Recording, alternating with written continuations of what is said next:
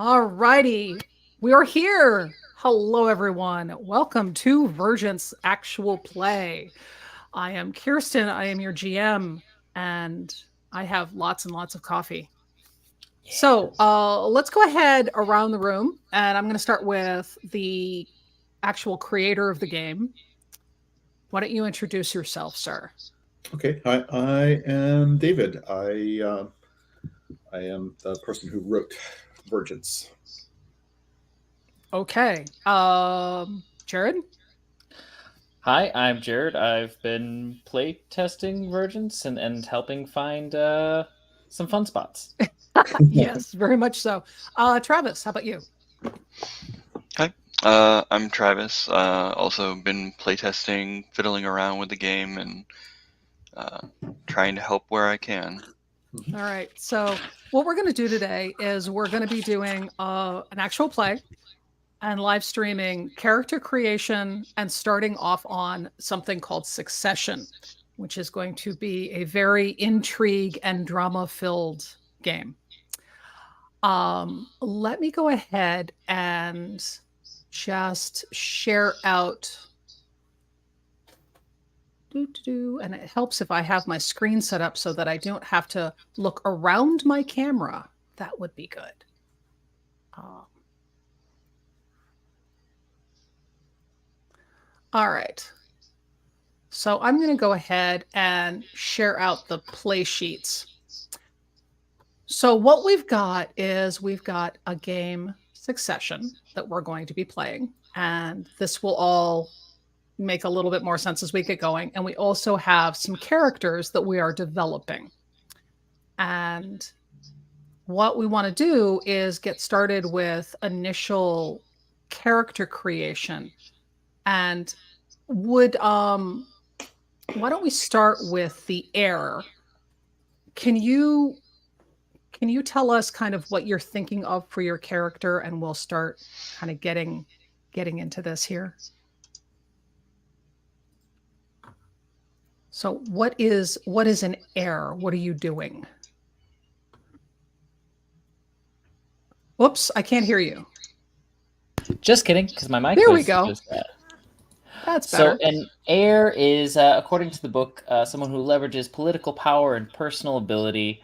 That's the very probably short and easy answer.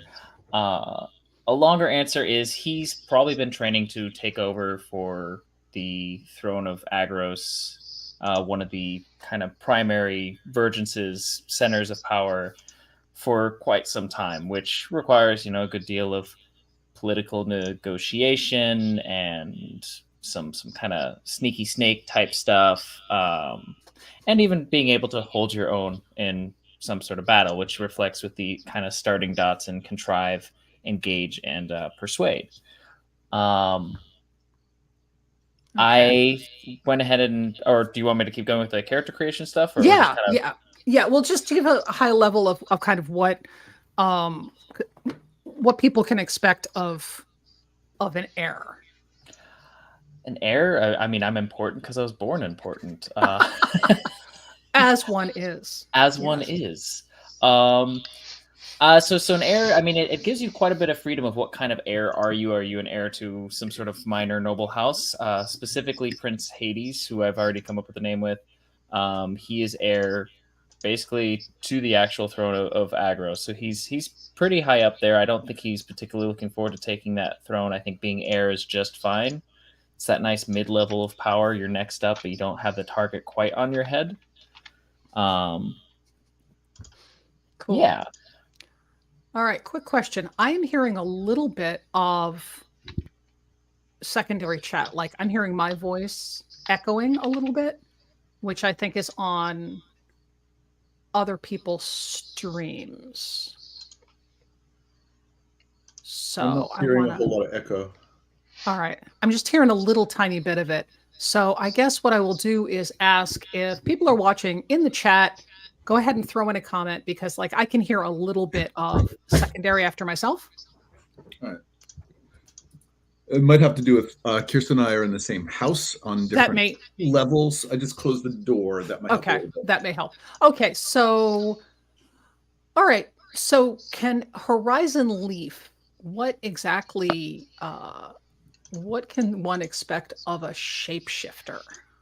Okay, so we are, picking playbooks, which is kind of like a character class. It kind of establishes what you're able to do and what you're good at. Um, my character is the shapeshifter playbook from the Vergence known as the Serpent. So a shapeshifter can shift shapes.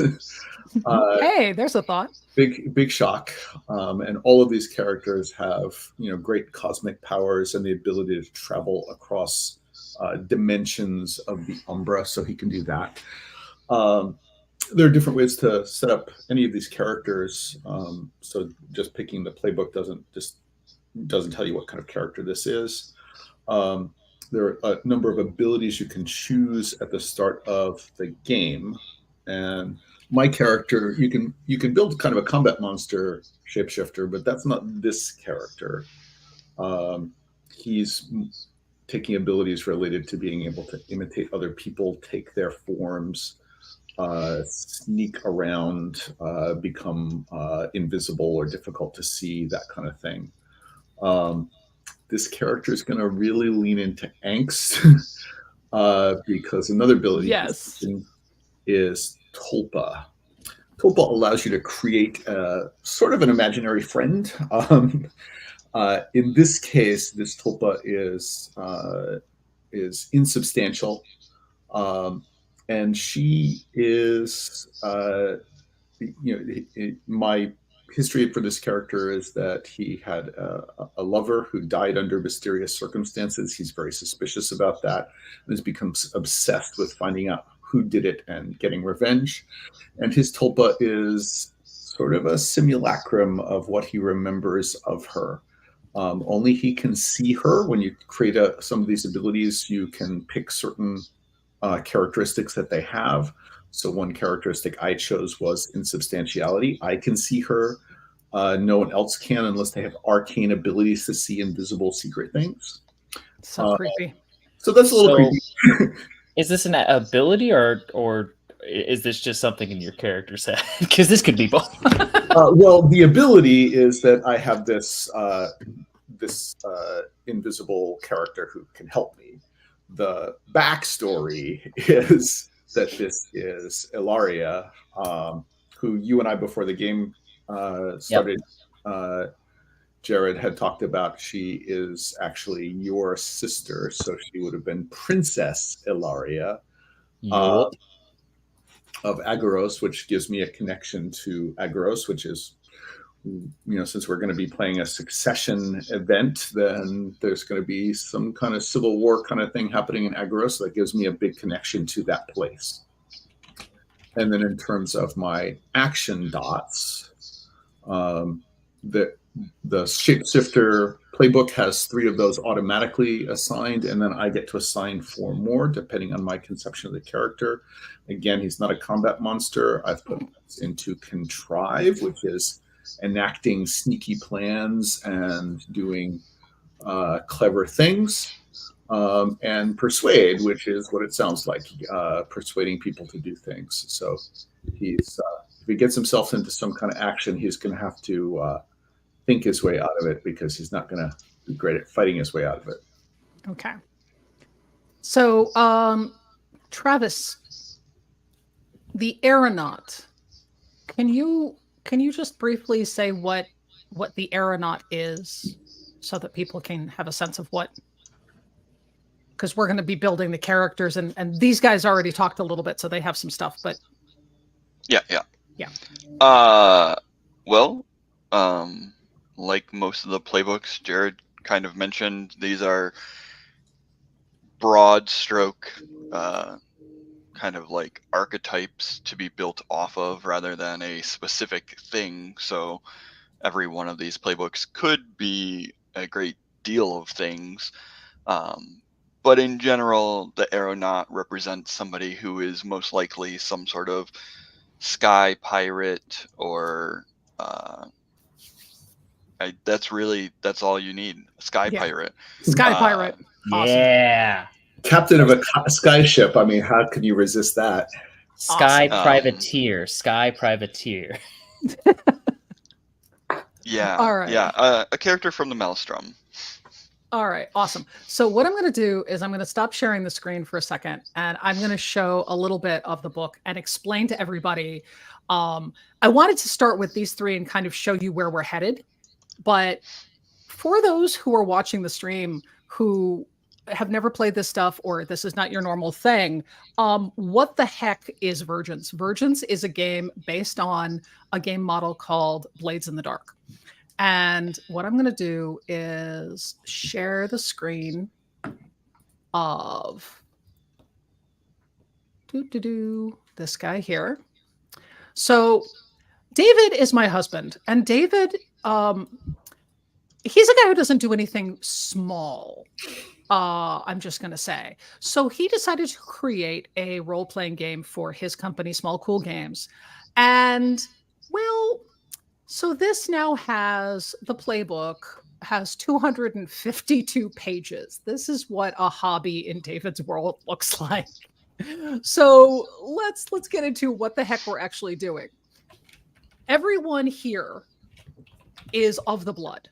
And what that means is that they are superpowered. So if you've ever seen fantasy and sci-fi movies, you get this. If you've ever read books like the Amber series, this kind of stuff. You can shift between realities and worlds. You have these innate powers of your bloodline, and there are individual vergences. And vergences are centers of power.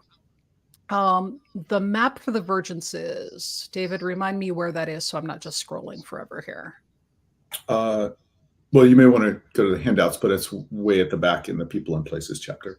Okay. Let me go all the way down. All right. Yeah, I think I'll use the handouts instead of this because this is going to be a little big.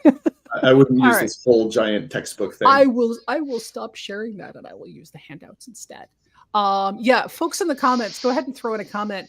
I have not done game mastering since the 90s. So I'm a little nervous, but I also am very excited about this because I have been playing with Travis and Jared and David for a long time and have been really, really excited about doing this.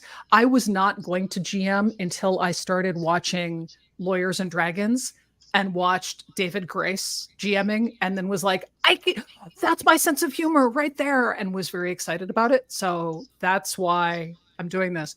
Let me go ahead and actually in the chat, David, can you throw in the link to what because I actually do not have I have the regular play sheet book, but I don't have the maps or anything.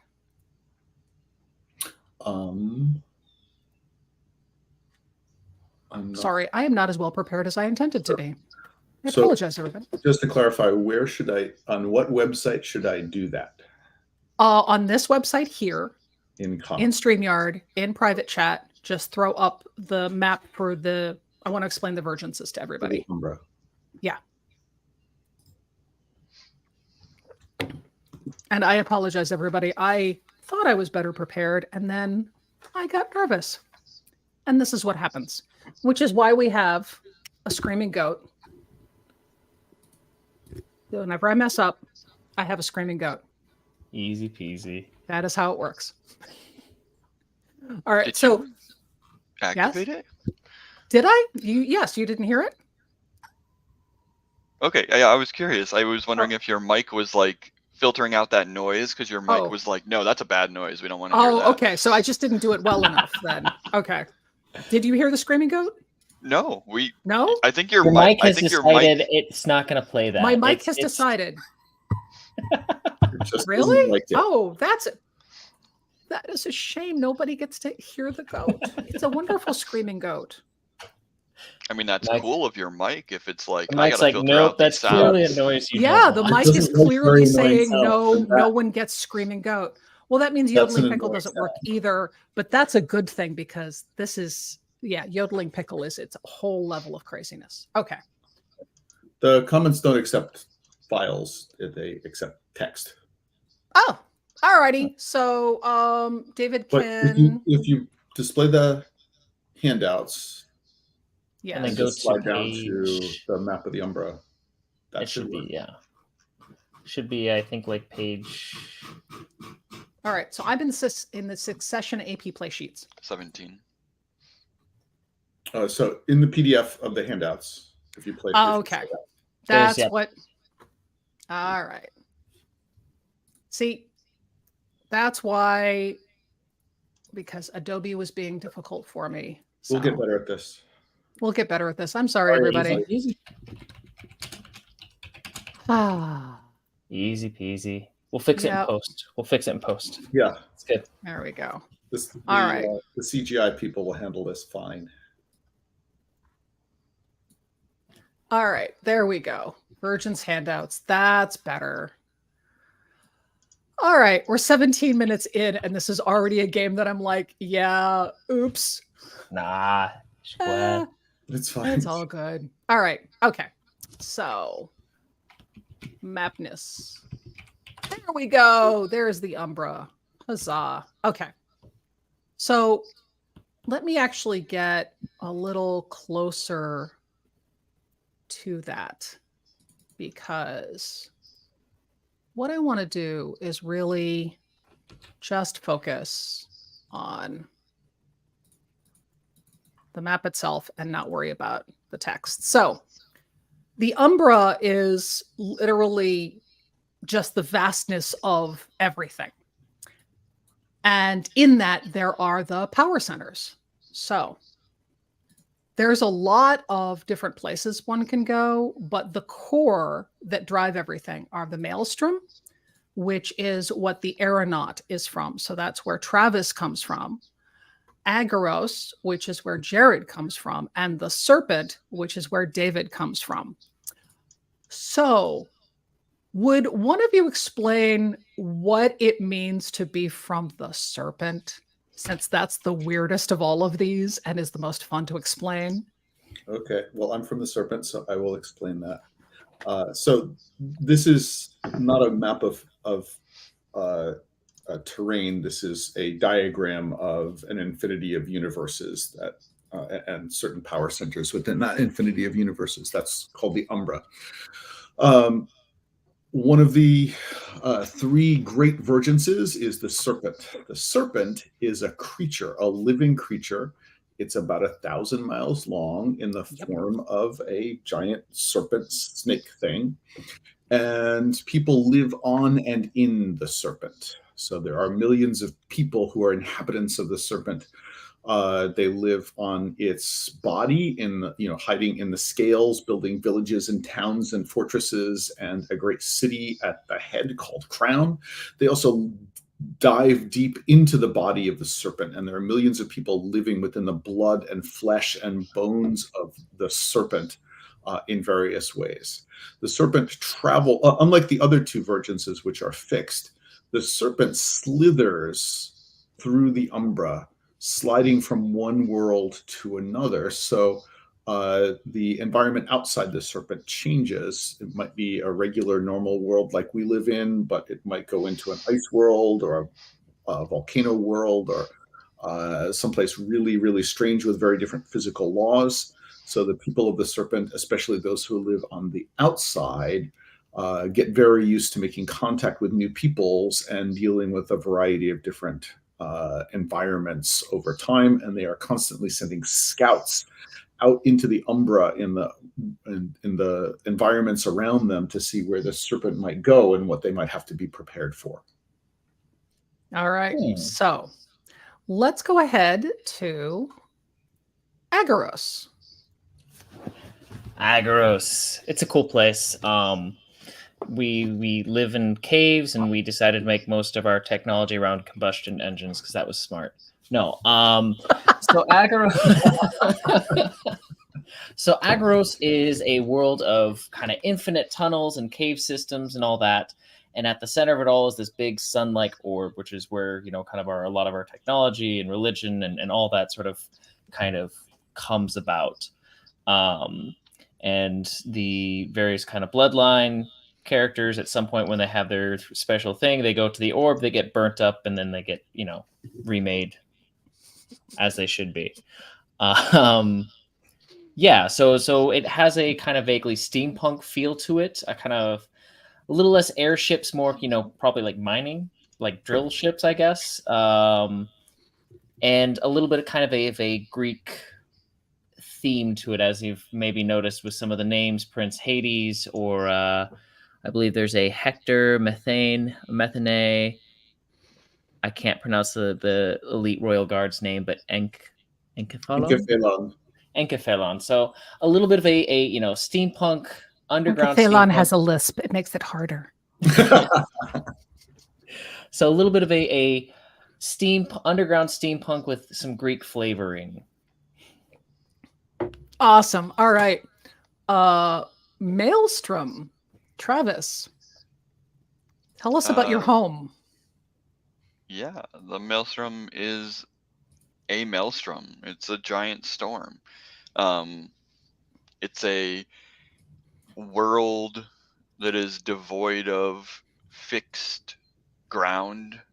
It's storm all the way down, with floating islands and floating ships, where people make refuges and build their cities and civilization.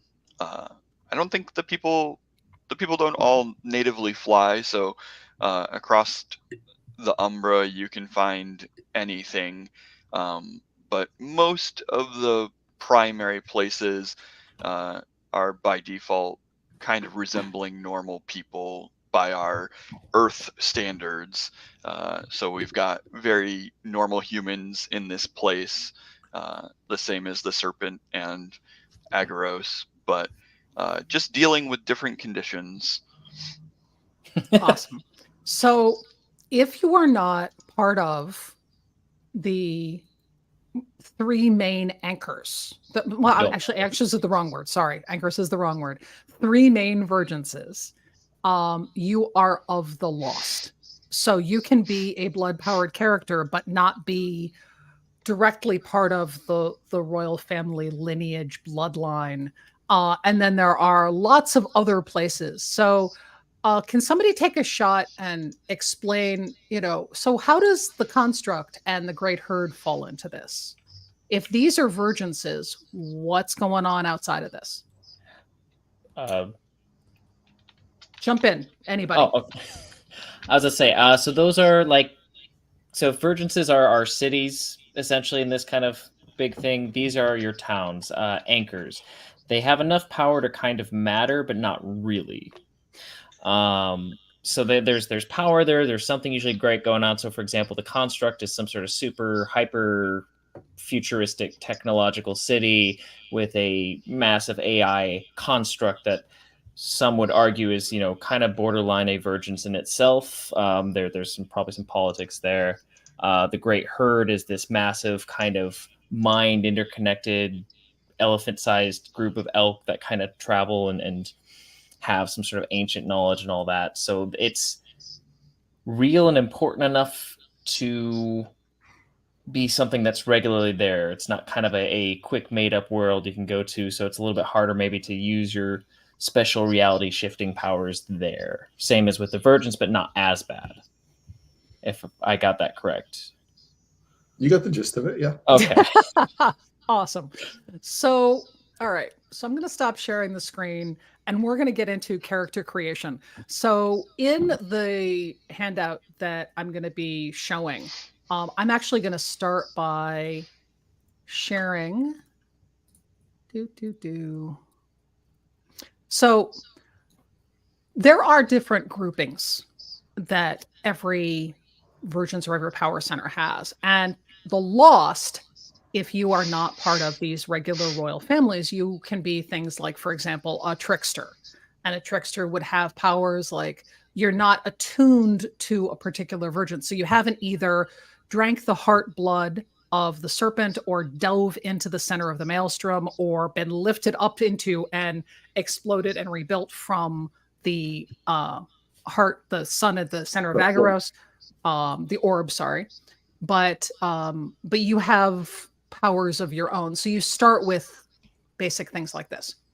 So on each sheet, everything starts with some preset pieces, and we're going to go through and add in the extra parts. And I'm going to start with David's character. So David, can you explain insight, prowess, and resolve at a really high level, like just again for people who may not be playing? Because the first part of this, I want to introduce people to the gist, and then when we get into the game itself, it'll actually show people. Sure. So there are a series of action ratings, which are your skills and abilities of things that you do. So when we're taking actions, we'll pick one of these action ratings like contrive or engage or persuade. These are grouped into 3 categories called insight, prowess, and resolve. What those are used for is when we suffer a consequence, we can choose to resist that consequence. The number of dice we roll to figure out how much that costs us is based on that attribute rating, which is really just the number of dots in the first column that are filled in. So this character has 1 dot in insight because he has 1 dot filled in the first column under contrive, but none under craft or study. So he'd roll 1 die for an insight resist. He'd roll 2 dice for a prowess resist, and he'd roll 1 die for a resolve resist. So this is not a character who's very broad in his capacity. He's very focused on a couple of things, and that gives him fewer dice to roll on resistance. Okay. So you have the ability of Serpent Mage. That's a default. And you also have these other 2 abilities, Imitate and Shadow. So what's going on with those? Okay. What does that let you do? So the default ability that everybody has, they differ between what bloodline you're from, but that it gives you the ability to travel across the Umbra from one universe to another. Most people can't do that, but these are highly powered characters who are of the blood, special bloodlines. So I can travel across the Umbra. Imitate allows me to shift my body to imitate the physical form of someone who's about the same shape and size. I can do a project, which takes time, to acquire the memories, voice, and mannerisms of someone whose blood I have tasted. And I can switch forms quickly, and I have advantages when defending against consequences of discovery. I have one of my contacts, and we'll show you that we have different contacts selected. One of my contacts is already memorized, and then during the game I can acquire more memorized forms that I can shift quickly into. Shadow means I can spend 1 stress so stress is a resource in the game. I can spend a stress to shift into a form that is very incredibly stealthy. And while in this form, I get an extra die to pass unseen or strike from hiding. And then down at the bottom, you get 3, in addition to your default ability, you pick 3 of these abilities at the start of the game. You can gain more as the game progresses. One of those can be from a different playbook within your same bloodline. And in this case, I've chosen to take an ability from the Shaman playbook called Ulpa. Ulpa means that I have made a creature from my own dreams and the blood of the serpent. So I have created an imaginary friend, sort of. Not creepy at all. Not creepy at all. No. And I get to pick 2 characteristics there. In this case, I'm going to pick that it is insubstantial but visible to me. So it becomes, again, an invisible friend. By default, it's not invisible. And I also like that she has hypnotic eyes. So one of the ways that she can help me is by hypnotizing people. So her eyes become visible and difficult to ignore. I'm going to define her as Ilaria, my dead lover, as we talked about earlier. She also has an expertise, which I'm going to say is politics. She knows a lot about Agorian politics, especially since she was, before she died, Mm-hmm. of Agoros. The way this works is, as far as I know, this is just my memories, a creation of this from my memory of this person. She's not actually her, but of course, maybe I sort of pretend she is. That's So healthy. yeah, that's very healthy. And I'm just working through a little bit of therapy here. so this ghost girl with the glowing eyes that you've created, that's a memory of your dead lover, um, that character, that memory is related to somebody else, isn't it? Yeah, we had said, as I said earlier, I talked with Jared, and we had said that Ilaria was a sister of Hades. Yep. So that can be our So connection. Prince Hades' dead sister's memory is a ghost that you've created that carries around and has glowing eyes. That sounds completely and utterly normal to Right. me. But Yes. most people don't know about this because she's invisible. She's I'll say, invisible. pretty sure Hades doesn't know about that. Otherwise, there'd be some Yeah. discussions. Yeah, I was gonna say when Hades discovers this, I had imagined there's going to be words. All right. As I said, So I'm leaning a little bit into the angst with this character. I yeah, dig it. little bit. All right. So I'm gonna go ahead and we're gonna But deal of course, with the game master is not going to take advantage of that in any way whatsoever. no, I would never. We're going to deal with bonds and contacts after. What I'm going to do is go ahead and move over to air. So, Prince Hades, could you please Yes. explain your powers, your abilities? Oh, of Because, course. yes. I'd love to. So, starting with his dots, I gave him only one dot in contrive.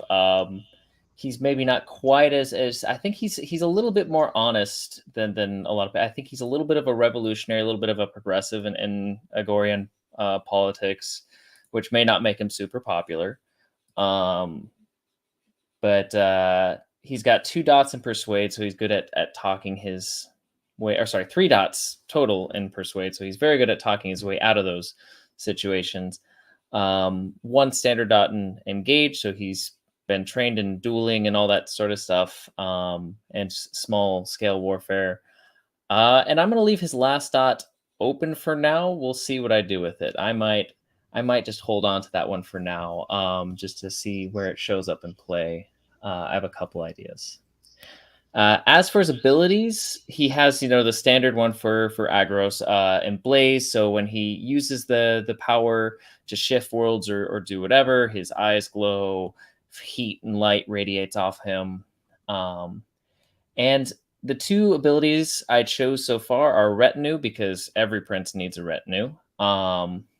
Basically a personal contingent of people. The expertise, and I was going to ask you what kind of made more sense to you. I was basically thinking this is a classic, like honor retinue and stuff. So I was thinking either service or entertainment for the expertise, whichever made more sense to you. And then their advantages would be scope 2. So instead of, 10 to 12 people, this is, I think if I remember right, the scope is 2 is like close to like 100 or 50. Yeah, you get 100. 1 is around 20, 2 is around 100. Yeah. So he has like a he has, you remember Prince Ali, from the Aladdin movie. This is Prince Hades' constant retinue. Yeah. Exactly. So he gets an elephant and the whole 9 yards. And exactly. And they're all perfectly dressed and with impeccable manners. That's how I was thinking towards the servant idea. He has staff constantly. Oh yeah. His other one, which I took as a veteran ability from the Explorer playbook, is Clockwork. So he has a squad of specially empowered kind of steampunk robots, would probably be the easiest way to describe them. I think I've named them, Clockwork Shields. They're, a class of clockworks that are popular among, I would say, Agorian royalty and nobility. They're basically bodyguards that are, quality 2 for 1 advantage, and they're very large and strong. So their goal is to protect.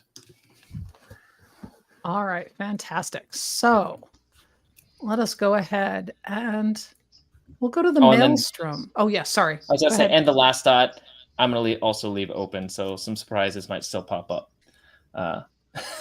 As it should be. All right, so aeronaut. So Travis, you are named. How do you pronounce it? Is that Varia?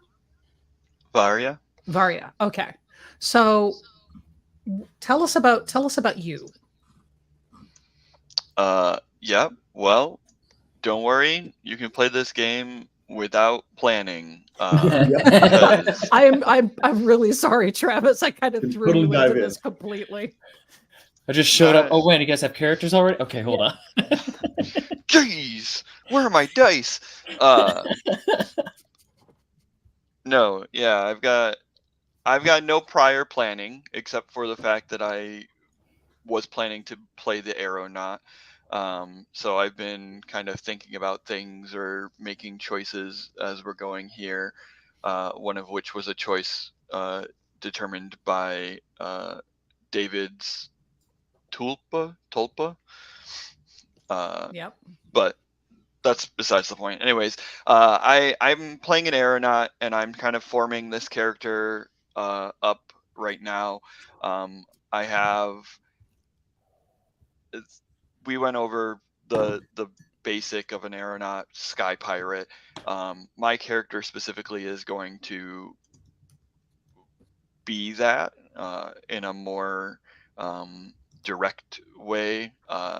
There's a few abilities that the aeronaut has access to, including a skycraft, which is an option, but I will have it. So I have a personal ship, which It does not is going belong to to the be prince, despite very what he thinks. fast and very maneuverable. I don't think anybody who's a ruler in the Maelstrom is male. I might be wrong. Anastasia is the claimant to the throne, the rebellion side of things. I don't know who's The by ruler default. is Ruslan. He's male. Oh, okay. Sure. We just never interact with him in Yeah, previous games. Yeah, we deal with him. the rebel queen Anastasia a lot. So, yep. That totally won't happen this time. But Nope. the ship, she probably won't like that I have the ship. It's fine. And then I'm taking the pilot ability, so I'm going to be good at driving or manning any vehicle, anything that is drivable. I can do it, which is just like a catch-all kind of wild thing that your character can do.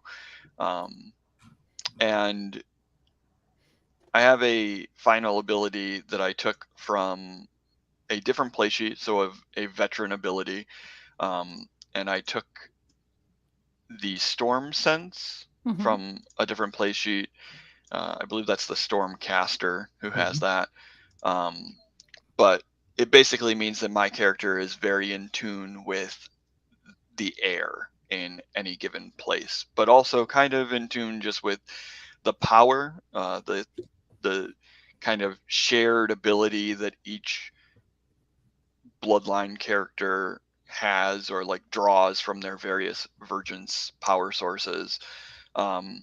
So I can detect things that are arcane and not in their true form, which I'm taking very specifically because we have a shapeshifter, and I'm sure that I've known this guy for a while, and I know when he's lying to me because I can tell he's not him.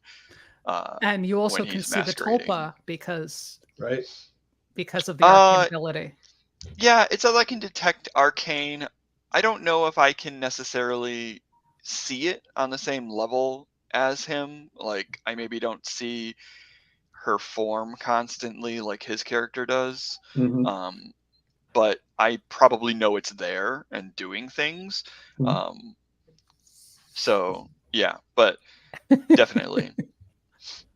Awesome. So, all right. So let's go ahead and finish out some of the sheets here. So, I'm going to suggest that we're an hour and 40 minutes in. We might want to take a break. We're only Wait a 40 second. minutes. We're only 40 minutes in, David.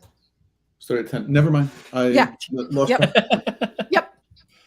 Yeah. No, I'm keeping an eye on the clock. No, we'll take a break at the hour. We'll edit that out in We'll edit it. All of this gets edited in out in post. post, Fix except post. that we don't actually do that. Okay. So let's talk about our bonds and then the NPC contacts. So I'm actually going to start with Shapeshifter because David went and did some NPC contacts and has started with one of the bonds. So let's look at the contacts. So David, can you explain how this particular piece works? contacts or bonds. Contacts. Okay, so this is a game of tight connections to other people and family. You are tightly connected to a family. You may not be interested in them, but they are interested in you. Like it or not. So the way every character has 6 contacts. You pick those from lists, depending on which playbook you have. You pick a certain number from your own Vergence. You pick, and you can pick others from lists of the NPC non-player characters from other Vergences, and also just from out in the Umbra.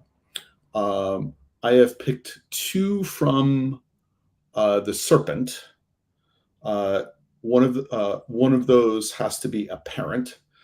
So Fallen Scythe is the keeper of the underway. He is a mystical leader of a strange cult deep in the Serpent, and he's the keeper of the underway, which is a pathway that leads all the way to all the different places in the Serpent, which, yes, there's a dog. She's keeping us safe from all of our enemies. That leads all through in strange ways throughout the Serpent. So he is marked as being a bloodline character, so he has the power. He is my father. Another character is Verdant Fortune. The way names work in the Serpent. The Serpent names are something else. Different. They are random concatenations of words. They are found by shamans in the Serpent, communing with spirits within the blood of the Serpent who tell you what the name of a person is. These are always, these never repeat. So Verdant Fortune is a bloodline character. David, I'm going to interrupt you for a second. It sounds like the giant dogs across the street are responding. Yeah. Could you close your window in the office?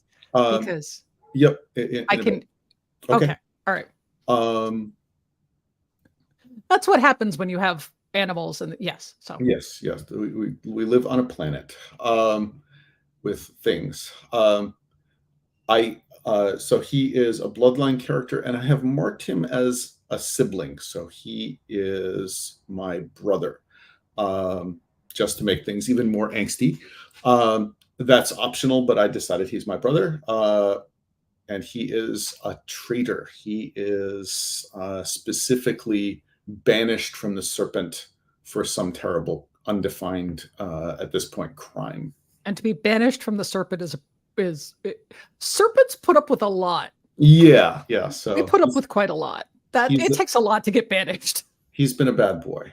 Yeah. Another one is Jalel, captain of the Sky Traders. She is a bloodline character from the Maelstrom and is in charge of the largest merchant fleet that goes throughout the Maelstrom and also to other worlds around the Maelstrom. And Kephalon is captain of the Crimson Guard of Agaros. He is a bloodline character, and I have marked him as my rival. So he and I don't get along, and I'll say that has something to do with my history in Agaros and Ilaria. But Kephalon really liked Ilaria, and he's very unhappy about it. Something like that, yes. If you want to give him a lisp. I'm giving him a lisp because of his name. Okay. I have to. And then Marina is the Duchess of Kelovon. She's one of the leader of one of the great houses in Agoros. And I have marked her as my friend or ally. She's also a bloodline character. So I've picked up more bloodline characters than I absolutely had to. And I'm going to say that she and I bonded over when I was spending a lot of time in Agoros. She was a close friend of Ilaria's and is also concerned about Ilaria's death. And then I have to pick one character who is not bloodline because there's two bloodline characters can't produce offspring. So my mother is Lyserta. She is the queen of Koth. Koth is an anchor. It is a place of great magic and magical power, but it is not as strong as one of the Vergences. Okay, so let's take a look at the bonds. So you have a bond. Hades is Ilaria's brother.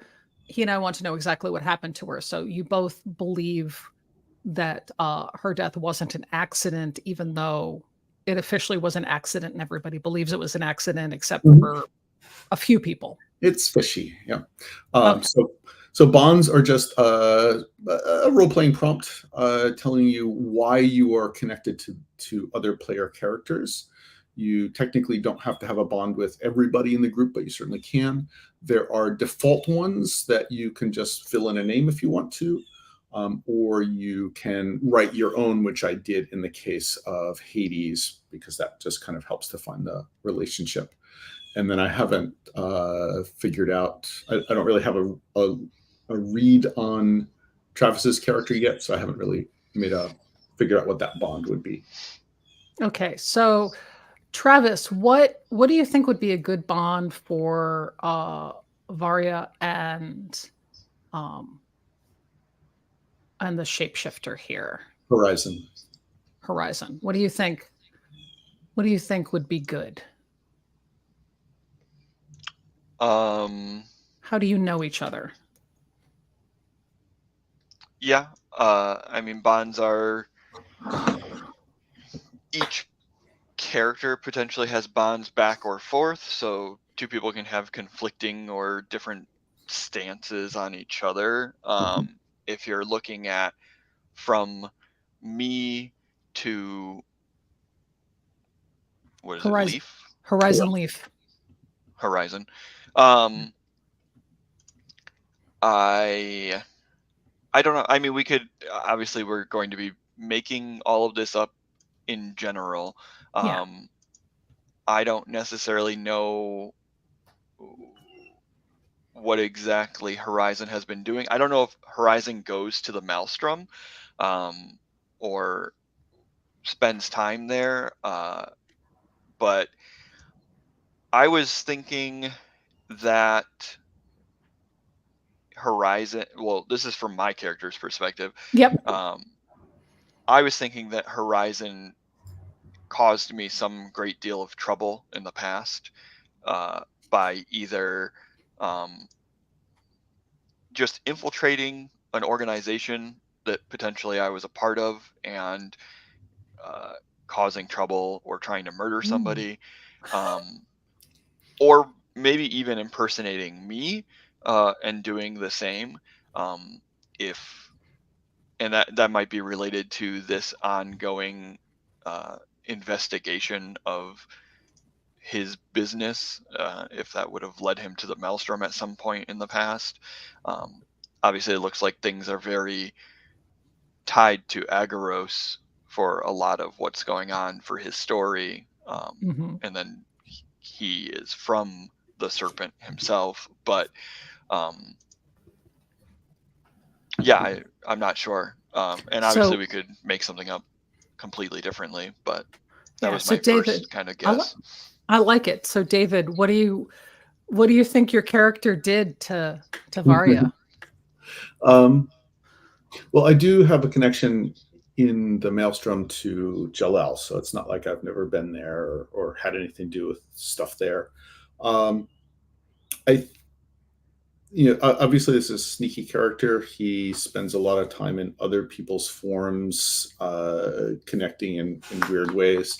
One of the default bonds is I've interacted with so and so many times, but not in this guise, and I know them, but they don't know me. I don't think that's a good one for my connection. However, with Travis's character, especially since you have the ability to see invisible things and things that aren't in their true form, so you're good at figuring that out.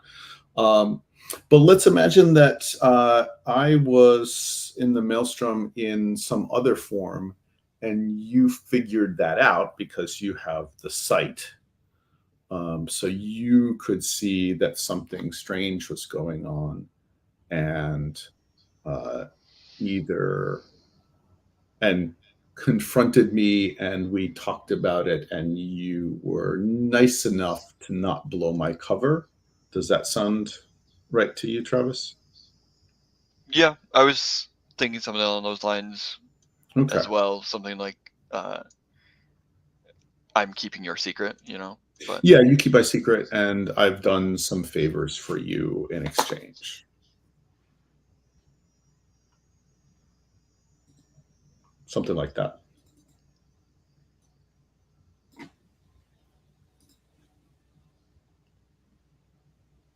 So your character is Varya. Okay. All right. So I'll write a bond that reflects that.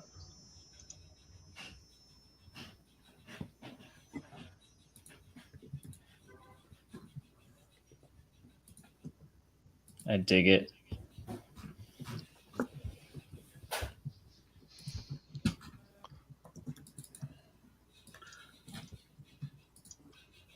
And that pretty much is all the things that are necessary to fill out my character sheet. Oh, okay. So I'm sorry, I was muted, and that's why I'm like, oh, they can't hear me.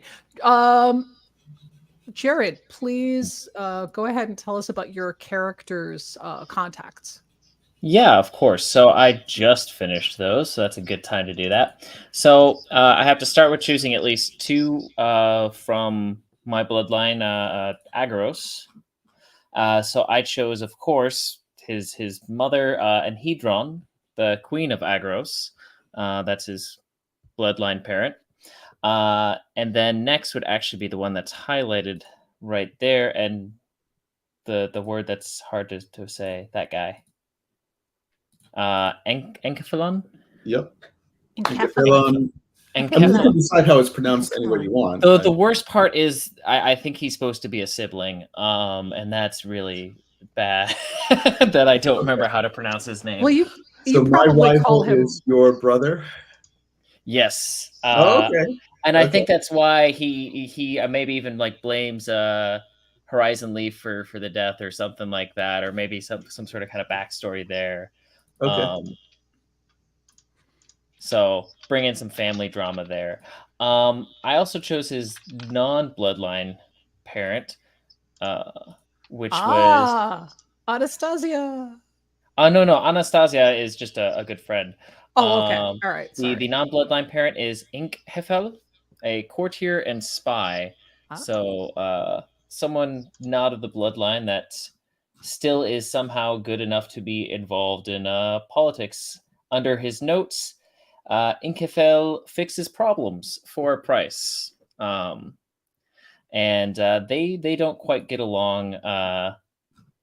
Hades does not necessarily like the underhanded way. He wants a better kind of system.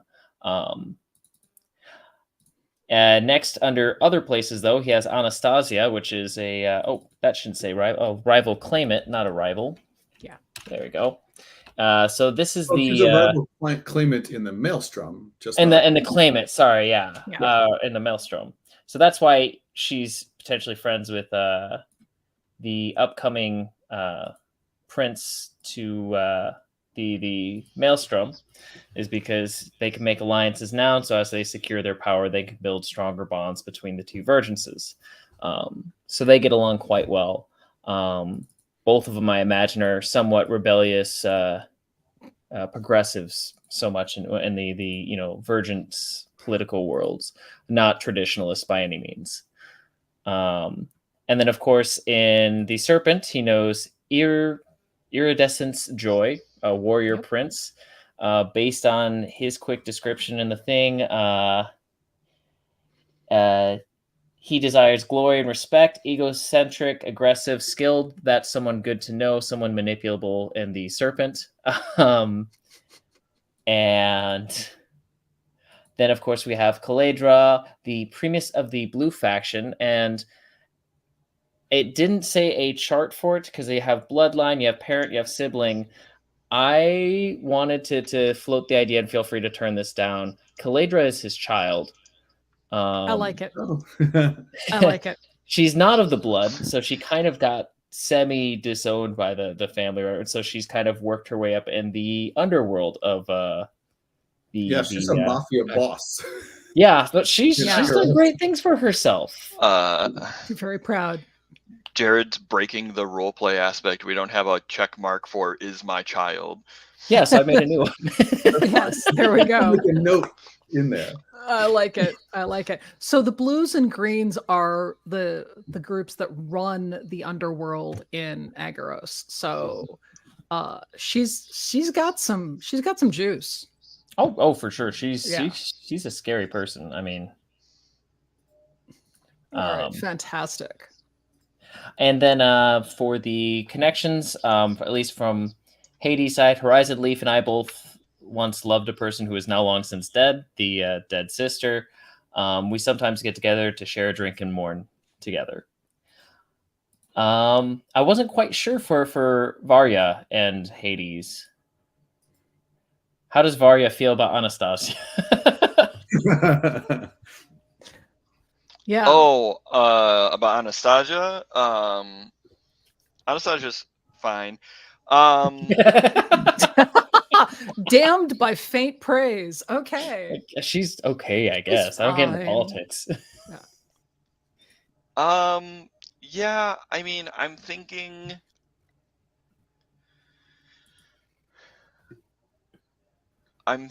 my character is involved with Anastasia, in some way. I don't think I'm opposed to Anastasia. I don't think I'm causing trouble for her. I'm not 100% on the connection here yet. Okay. Because there's two suggested kind of bonds, and I'm totally fine to rewrite or do whatever, which is Blank and I have been on the opposite sides of a negotiating table many times. I think we've come to know each other pretty well.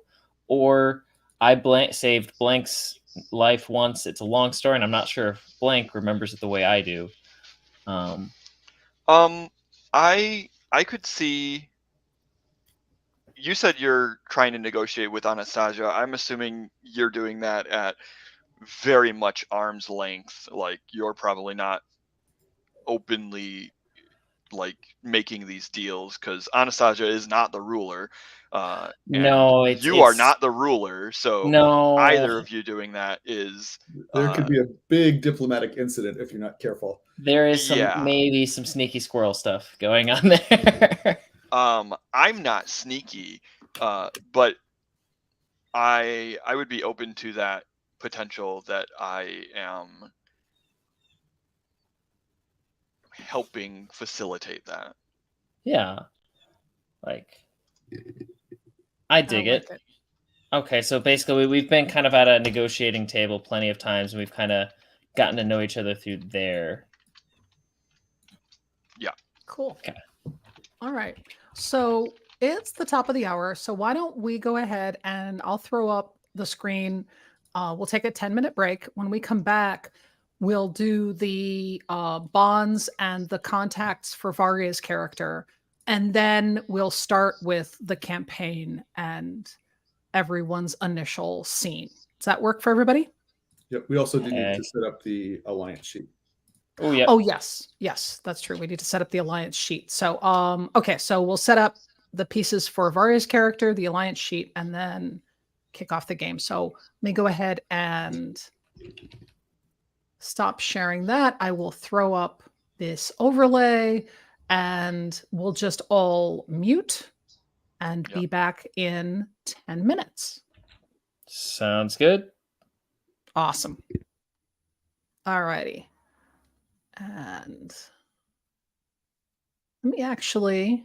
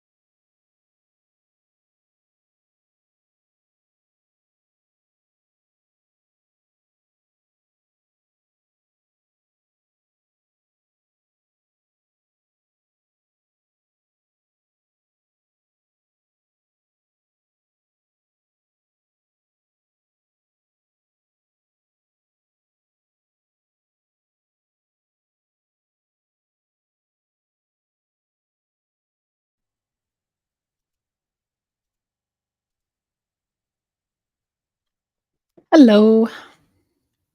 Hello, hello. So I don't have the green room feature, which is why we can't talk backstage. So Oh, we'll okay. be talking live on this. Well, no one pay attention. We're talking about secret stuff, okay? Please, Yeah. please just cover your ears. Yeah, nobody listen to us. I might actually upgrade to the green room so that we can talk backstage. Okay. I did check. We are streaming to YouTube and the public Twitch and Facebook. Yep. Yeah, but the public comments here also show up in comments in YouTube. I didn't check the Yes. others, but They don't show up in Twitch, but they do show up in Facebook. I know. okay. Or I'm not Facebook. YouTube. Facebook. I don't have Facebook, so I couldn't say. Sorry, I Mhm. misspoke.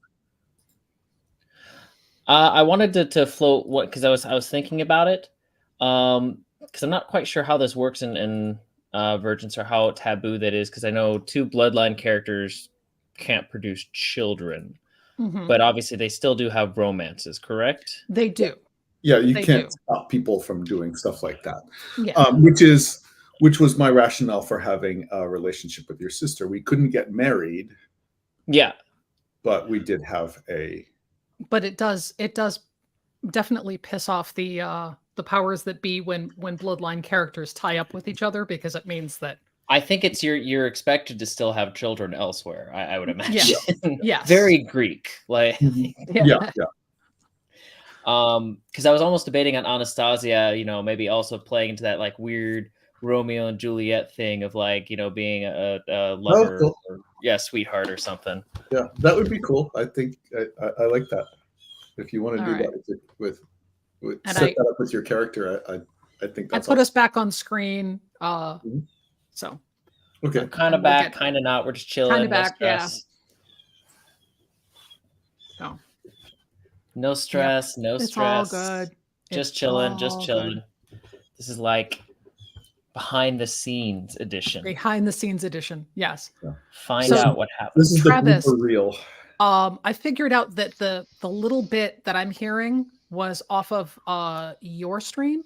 So I don't know, like when I muted your channel, I heard a little bit less of it, but it's not a lot, so I don't think it's an issue. But I just want to let you know that I didn't know if there was because you're wearing a headset, so I shouldn't be hearing echoing. Yeah, I mean it's a cheap headset though, so Oh, maybe. Okay.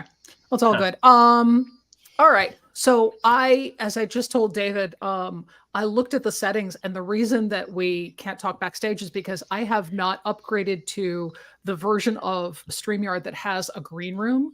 So I will be doing that so that we can talk backstage. Otherwise, hi everybody. This is what backstage looks like.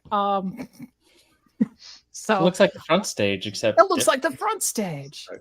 All So right. So let's go ahead. If we publish this to YouTube, then we'll edit this part out. So there's reason for the cool kids to attend live. And see the Oh yeah, secret- people will be absolutely signing on to be part of the cool our kids. community. thousands of fans will Thousands jumping right of in. fans. 100%. All right, coolness. just All gotta right, make cool let's- enough characters that they want to be a part of it. Exactly. Exactly. You understand.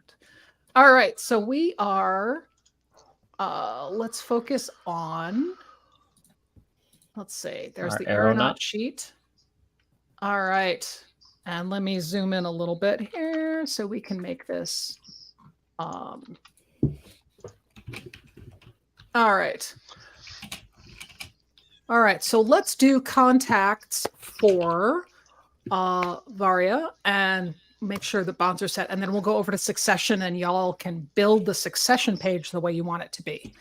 So Varia, please tell me what you're thinking here for your parents. So you have Ferdinand and Vesta are your parents, huh?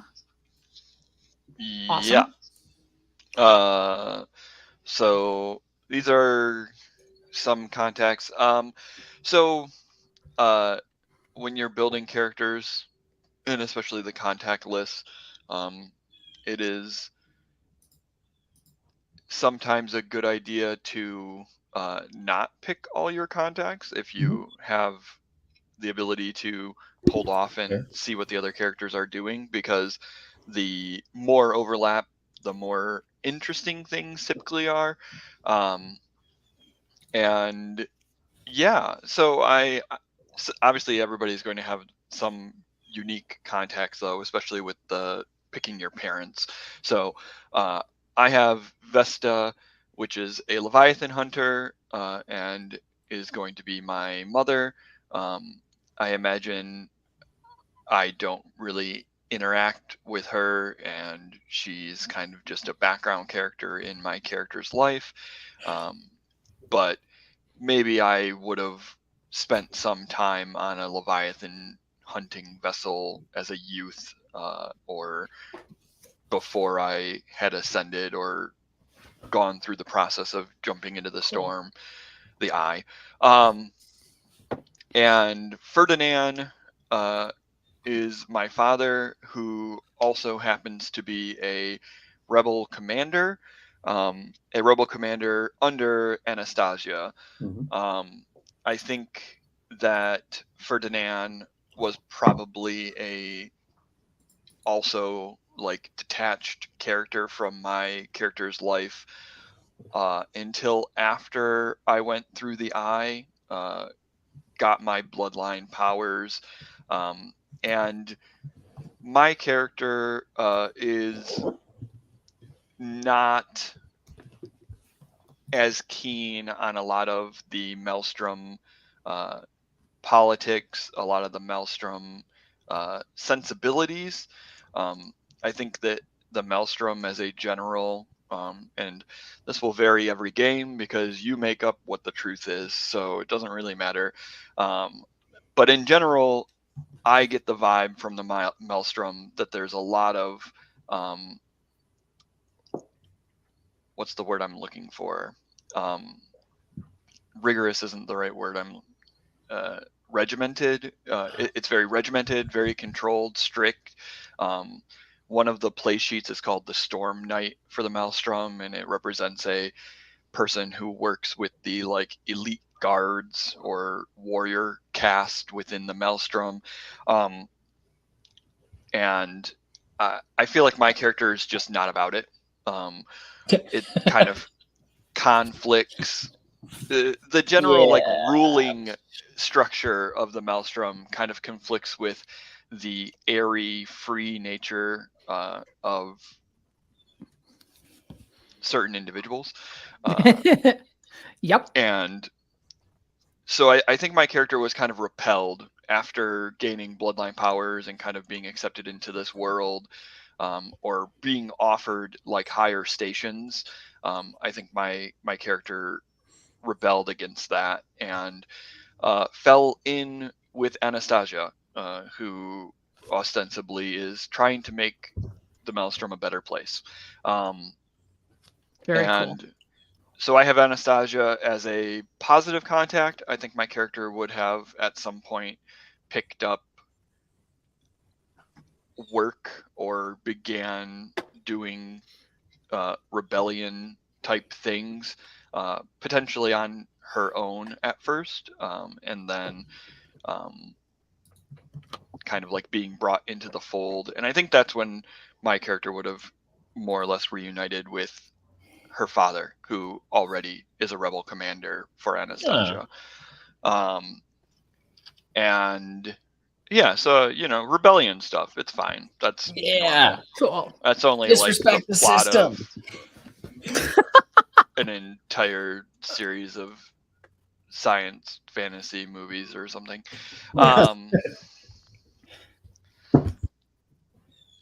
Awesome. All and right. then I've got a few others. I've got Fallen Scythe, Keeper the Underway over in the Serpent. I don't think I go to the Serpent very often. So or that's don't think my I have. father. Mm-hmm. Yeah. And I know him, and I think maybe he helps my character with the aspect of like power. Like maybe I go to him for kind of like mystical advice every once in a while, but it's a it's not a strong connection. It's just he's a very reliable and knowledgeable person in that way. And then I've got one of Jared's parents. Are you just gonna tell our parents on us, like when we get out of line? Yeah, or- Absolutely. He is totally a rat. He's a stool pigeon. He's a stool pigeon. There we go. No, it's called having power. Ah, Oh, But well yeah, played. the threat. Ichabel, the courier spy. I don't imagine my character is very involved in Agorian stuff as well. Besides the connection between my character and Jared's Hades. So besides my job, my service to Anastasia that brings me to you, I don't think I care all that much about Agaros. And I think that your father, a courier and spy, is just more interesting to me out of persons over there because, maybe I can pick up a thing or two every once in a while from somebody who's made it a business to spy on other people. And then my last contact is from the Maelstrom and somebody who I've personally made upset. Jalel, the captain of the Sky Traders, because I imagine I stole my ship. Yes. Awesome. I don't think I Woo! bothered earning things. Earning. Stealing is a Earning. I mean, Repossessed. No. Yes. Borrowed. Commandeered. So you are definitely a pirate. I love it. That's awesome. yeah. Okay. All right. Captain Fantastic. Varya Bogomolov. All right. So Inkefal. Oh boy, I'm gonna have that is gonna be a that's gonna be a tough one. Inkefal. Inkefal. I was about to make the captain of the Crimson Guard my rival as well. Just make it we all hate the captain of the Crimson Guard. Hey, I mean, but I needed Jalel to hate me. Okay. Fair. Well, Jalel is such a punk. I mean, don't know Jalel yet, but I'm sure when we meet Jalel, they will be a punk. Okay. All right. So let's go ahead and move up to your bonds. How would you like to see from your perspective, Varya, your connection to Hades and Horizon Leaf? Yeah, so I'm gonna throw out the bonds that are pre-written because who needs these? Throw them out. Who needs them? Toss them. And so we vaguely discussed. There's a third one in the Horizon. book. Oh yeah. Mm-hmm. Right. Oh Lord, that's not what I wanted to do.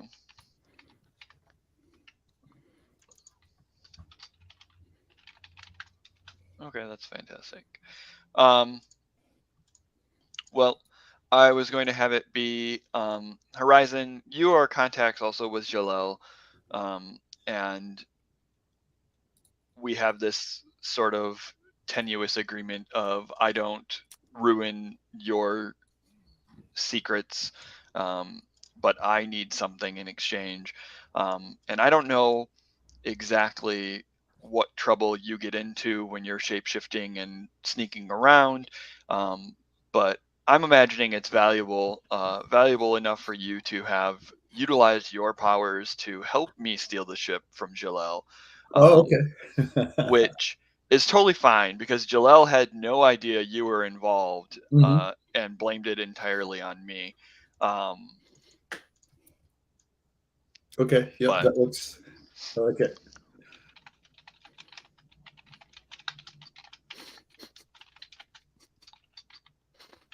All righty. Awesome. That's unfortunate. Horizon helped me steal the airship. Perfect. I love it. Oh, I dig it. And then Hades. What did you put for me? I was Hades. So I chose I'm on the the we've been out, but I could definitely change that. I mean, we kind of know each other through Anastasia. And one of the things I quick talked about in the break was potentially even strengthening that an Anastasia positive bond to where they have some sort of kind of romantic relationship as well. Anastasia and Hades, kind of playing off the.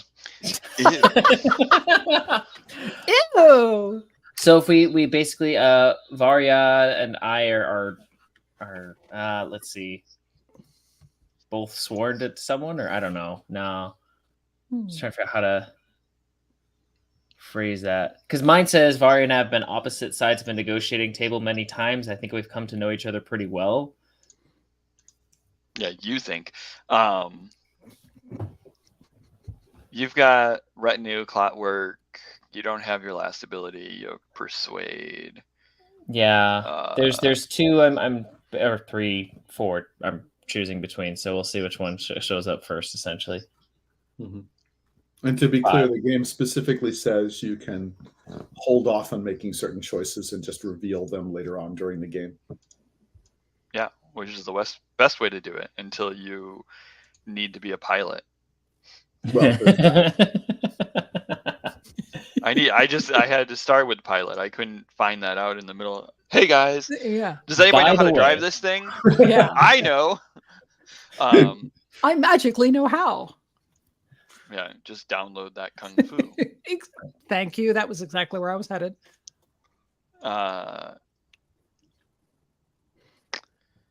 Perfect. All right. I mean, I honestly could probably just fill you in with this pre-made one.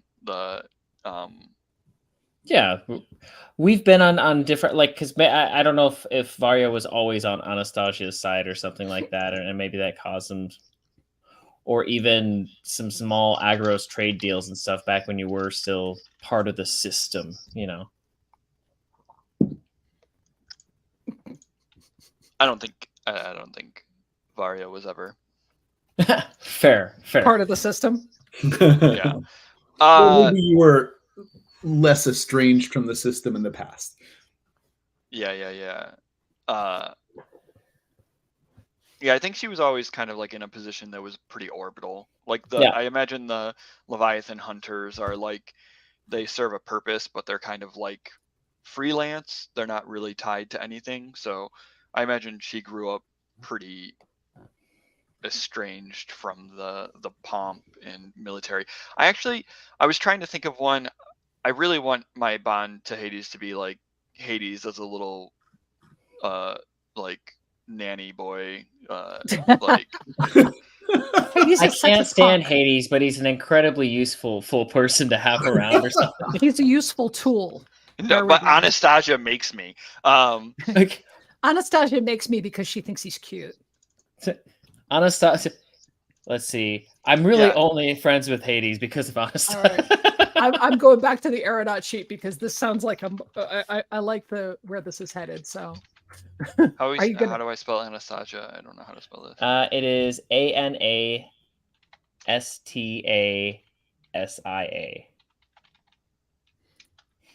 I'm tempted to change mine too. I get the feeling Varya doesn't like me very much, but that's all right. I'll grow on her.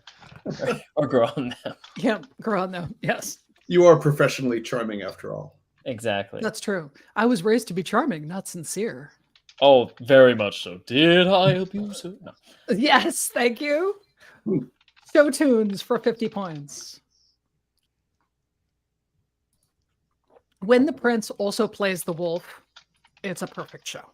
Just saying. Oh, definitely. And that's Into the Woods jokes for people who are watching this going, what the hell are they talking about? That would be so much fun to actually do as a show. But side note. Yes. Maybe sometime I'll write Into the Woods, the role-playing game. Oh, you absolutely need to, because the wolf, I'm still amazed that the costume designer got away with having the wolf have that costume. Because that's a hell of a cod piece, I gotta say. That was pushing it. That was impressive. Yes. So just saying.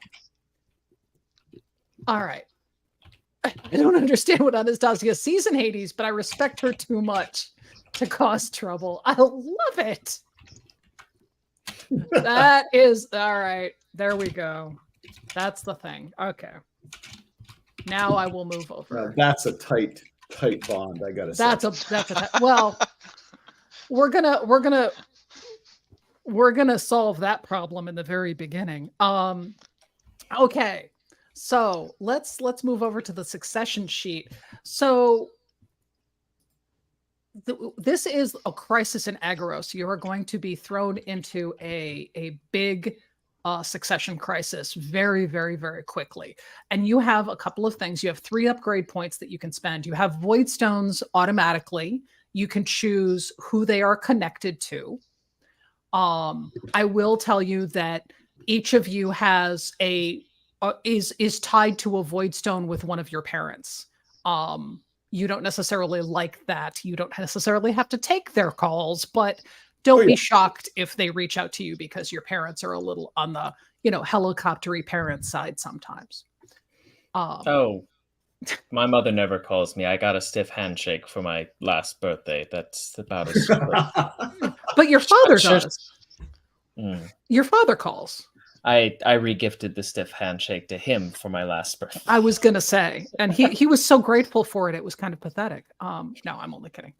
All right, so I'm going to hand this over to y'all because this is your decisions to make. Where do you want to start with this? Well, we have a contingent of spies. Okay, so let me zoom in on that part of the sheet to make it a little bit easier for everybody to see. Yeah, I sure don't. And all right. So let's talk about contingent. So we have a group of people who do what we ask them to do. We want to come up with a story for why we have these folks who do what we ask them to do. Because you're awesome? There's that, yes. But also, we pay them. And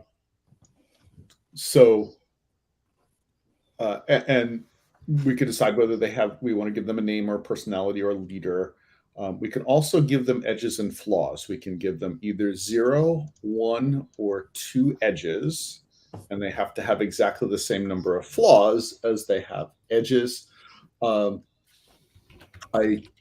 normally put that into the notes rollover on these sheets, but I appear to have failed to do that. So I can tell you what the possible edges and flaws Yes, please. are. It's also okay to invent new ones if we wanted to do that. But the standard edges are discreet. They can be trusted to keep secrets and avoid attracting attention. They are fearsome in battle. They are independent and can be trusted to make reasonable decisions, even when we're not telling them to do stuff.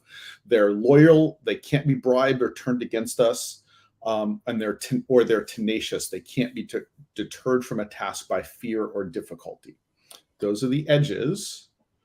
The flaws are principled. They have a code that they might follow even when we don't want them to. They are savage. They're excessively violent and cruel. They're unsophisticated, unused to interacting with civilized people. I don't think that fits quite here. They're unreliable. Sometimes they're busy doing other stuff or getting drunk or whatever. And they're wild. They're prone to debauchery and rowdiness. So I have all, because this is supposed to be an espionage kind of contingent. Yeah, so some of those don't really quite fit. I almost have this idea of this kind of almost culty kind of dark hand type group, like discreet and loyal, but also I don't know if these fit together actually, but principled but savage. So they have some sort of code that may not always line up with, but also savage in the sense of like, no, they will totally kill and all that to do some brutal stuff to their principles. They're savage to anyone outside of their principles. Like if the mission requires murdering, a group of people, that's fine. Boom, boom, boom, hang their heads outside. Unless they're wearing orange, in which case that's by the god. Or it's Sunday or I don't know, it's the 3rd equinox, and so they actually can't work that day. I'm sorry, sir. We 3rd can't attack. equinox? It's Tuesday. And so what I want to say is that we've worked together on a couple of things before. These are people, because we have the power to travel through infinite universes, you can go any place you want. And so you could just say, I want to go to a universe where there are people who have been waiting for us for 1,000 years because there's a prophecy, and we'll show up and we'll say, hey, we need you 20 guys. And they'll just say, yes, of course, my lord, we have been waiting for you. Our ancestors have been waiting for you for 1,000 years, right? So I think we recruited a group like that.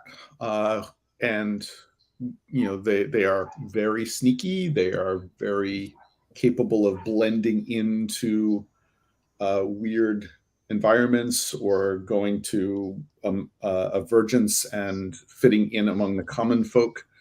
But they have a weird set of rules that they follow that might conflict. And so if we rolled a consequence, Kirsten, you could say, well, the consequence is they have a weird reason to not do what you just told them to do. Okay, but we should probably Or, like, define do what their something bad. boundaries are, unless you want me just making them up on the fly, which is fine with me, but I it kind of seems like a it little just chaos-inducing. I kind of like it just occasionally comes up that there's some weird rule that we didn't anticipate. Okay, all right. And it's so convoluted and arcane that it's hard to predict. Okay, all right. That works. I mean, that's just me. If you Hey, guys no, this is don't like it, then tell me. this is the three of you. The three of Yeah, you no, decide. but I'm asking Travis. Yeah, no, I'm fine with that as a GM. That's fine. I mean, more Oh, I ways don't in think which I I had can. any part in these people. I don't know where they came from. Okay, so they just are there, and you're like, okay, fine, bring me a coffee. Uh-huh. Does Varia use them at all, or just is like mostly ignoring them? Do you think? Oh, I probably ignore them. Okay. Don't let them on my ship. Yeah. Okay. Is there a name we want to give them? Watchers of the Purple Moon, something weird like that. Yeah, I kind of the eyes of the purple moon. Okay.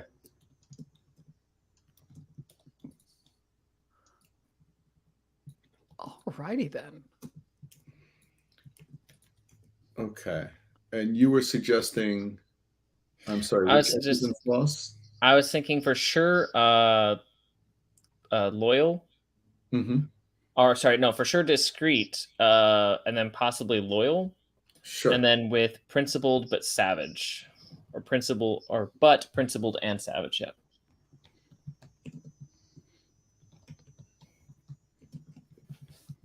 Okay, cool. You're giving me so many ways to mess with you. I love it. Yeah. Well, that's the deal.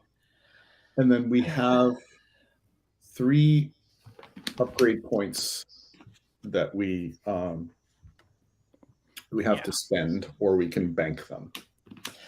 So we could one of them 2 to increase the quality of our contingent by 1. I'm almost like what sticks out to me just because I was looking at the abilities was Oathbound. That can be a good one if everybody feels comfortable from a role-playing perspective of saying we are that closely connected. Nope, we ain't there yet. Okay, fair. So useful though. Okay.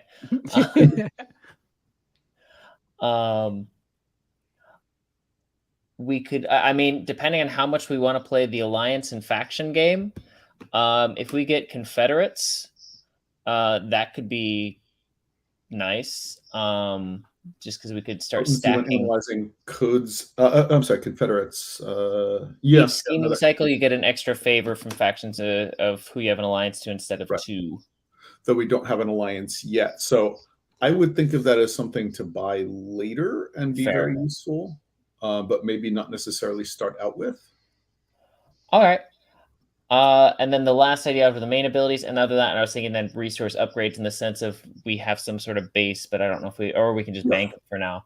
But by default, we can just have a world that is a base, and if we want to put points into it, we can give it extra stuff. Because the last one I was thinking is if for some reason, I don't know if this stacks, because surveillance, when gathering information by observing or casing a location for the purpose of planning an operation, you and your cohorts have potency. If I do end up taking informant. When I gather information about any Vergent faction, I gain potency. We could double stack that as needed. That can certainly stack and give you extra. If that's a direction we want to Mega go. potency, as it's called. We go from 0 to standard, guys. We are no longer impotent. Otherwise, we can just bank them for now. If I'm always in for secret base, and it sounds like we are not on any. It doesn't sound like any of us are doing things that are on level. That's not so much. Having a secret base would be my first jump, and I think saving the rest and seeing where it goes. Because I was looking at Confederate as well, but I think that that's contingent upon us. Do we play getting the faction game? Yeah. But I would go for that one pretty quick. And I think having a secret base is just always a good thing. That's totally fair. I agree. We have a secret meeting spot. Okay. It's like make out point, but for bloodline characters. Oh, no, imagery. Just the imagery in my head. I was just, it would make sense of why we all knew about it. Yep. All right. What sort of world is our base in? Yes.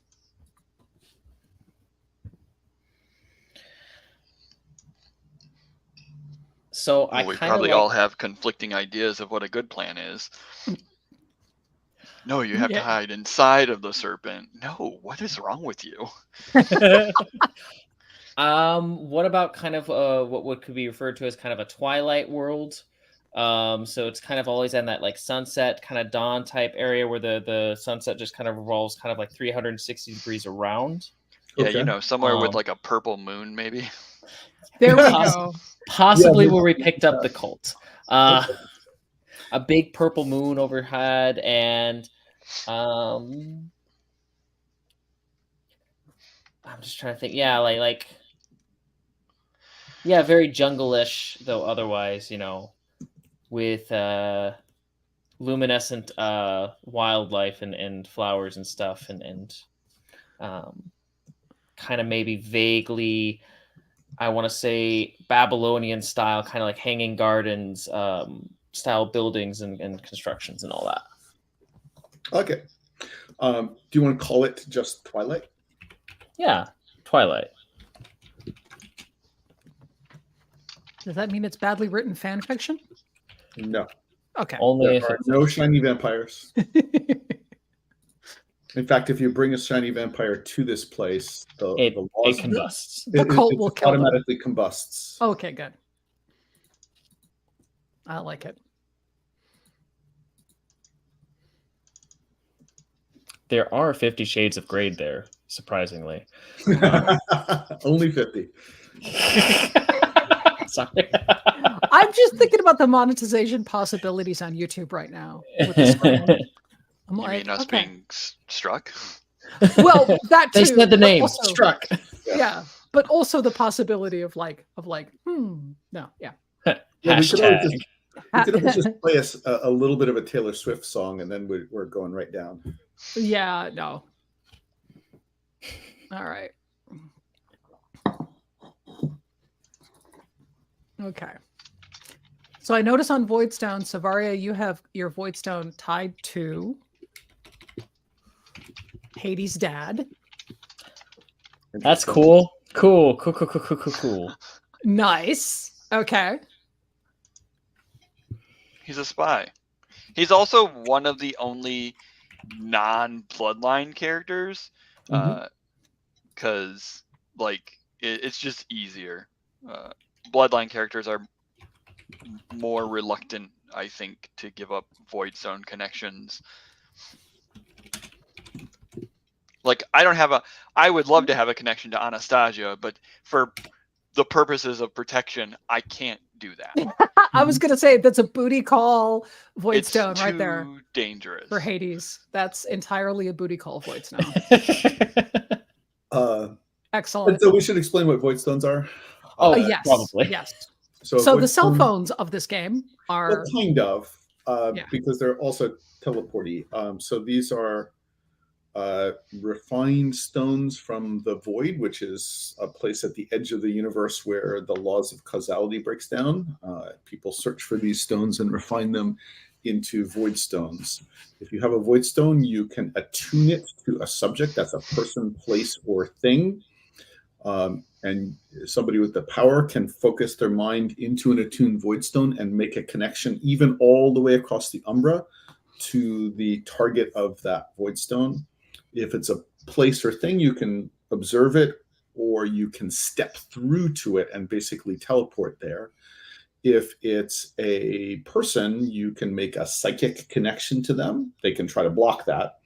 But if you do make that psychic connection, you can talk with them, or you can pull them through, or they can pull you through, Or they could stab you through it. They can stab you through it. The same. You can pass things through it. You can pass people through it. So these are awfully useful magical connection stones. Void stones are very powerful. All right. Horizon Leaf. Um, Who are you connected to? I think Hades. Okay. You up? No. Yeah. All right. Fantastic. All right. So on this sheet, is this as advanced as we want to get for the moment? Yeah, I think that's all I that we think need. so, yeah. All right. Wonderful, wonderful. Then, okay.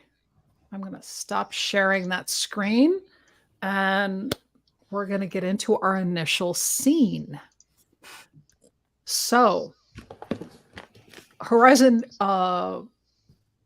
Leaf, Prince, Hades, and Vara, you all are actually in different locations.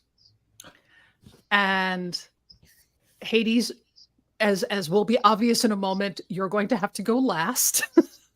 That's very fair. So Horizon Leaf, you can determine where you are at this point, but you are getting a Voidstone connection. Okay. I think that I am traveling slowly and comfortably through the Umbra. Mm-hmm. I am headed. Actually, I'm headed toward Koth to visit my mother, but I'm not in a rush at the moment. I'm riding something that looks like a horse, but with 6 legs and tall horns. Okay. And so you feel the pressure, you feel the vroom, vroom of the Voidstone. You accept the call? Yeah, I stop my beast. I settle myself. I get ready for anything dangerous that might happen, and I accept the Voidstone connection. It's Fallen Scythe. Ah, hello. Where are you? I'm in the Umbra. What do you? Where are you near Agaros? No, not right now. Hades is in trouble. You have to go to Agaros. You have to get Hades out of there right now, and you have to bring Hades to me. Do this now. You are all in great danger. Things are moving. Please just listen to me. I know we don't always agree. This is very and the call goes away. I take out my Voidstone, which is connected to Hades. Mm-hmm. I reach out to him. Okay. You can then cut to somebody else if you want, but that's what I'm going to cut to Varia. Mm-hmm. Varia, where are you right now? Varia's on her ship, and I'm probably somewhere just in the Maelstrom, minding my own business. Okay, so you feel the pressure of a Voidstone call. Womp, womp, womp, womp. What do you do? I hang up immediately. Well, you can always try to block it. You can block it. Yeah, I'll see who it is, because I'm sure I receive contacts from the rebellion every once in a while. So it's Hades' father. Shit. Oh, that's awkward. Yeah. Do you take the call? I mean, you accept blind, so Okay. by the time I find All right. out who it is, it's Okay. because they're talking to me. You can see him, and then you could try to shut it out, but But you Yeah, you connect you fully connect. You're good. Yeah, that's fine. Okay. So you know him fairly well, and he looks as agitated, as upset as you've ever seen him in your experience. And he says, I need your help. Hades is in trouble. You're all in danger. Can you help me? What sort of danger? Things are moving in Agaros. I can't explain until you're all tested. I can't explain. It's not safe right now, but Hades is in Agaros. The day-night festival, things have gone wrong. There appears to be a death. I'm not sure if it's Hades is in prison.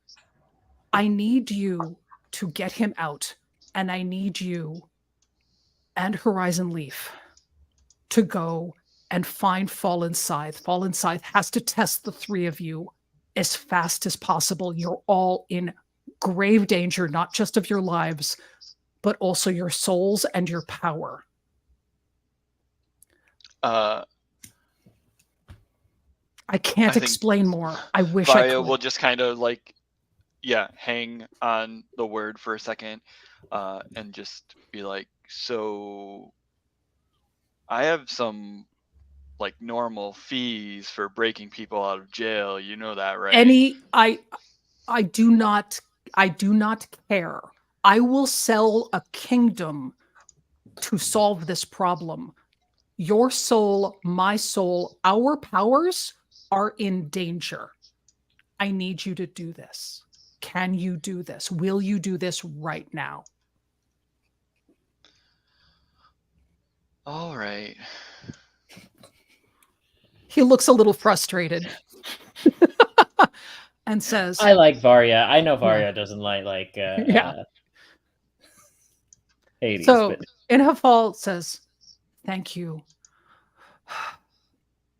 Get to Fallen And Scythe. I'll just hang up.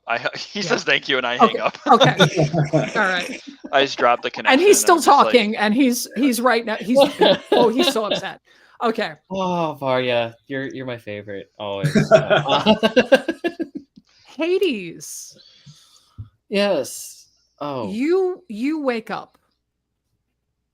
Oh, that's always good. I do enjoy when I do that. You wake up.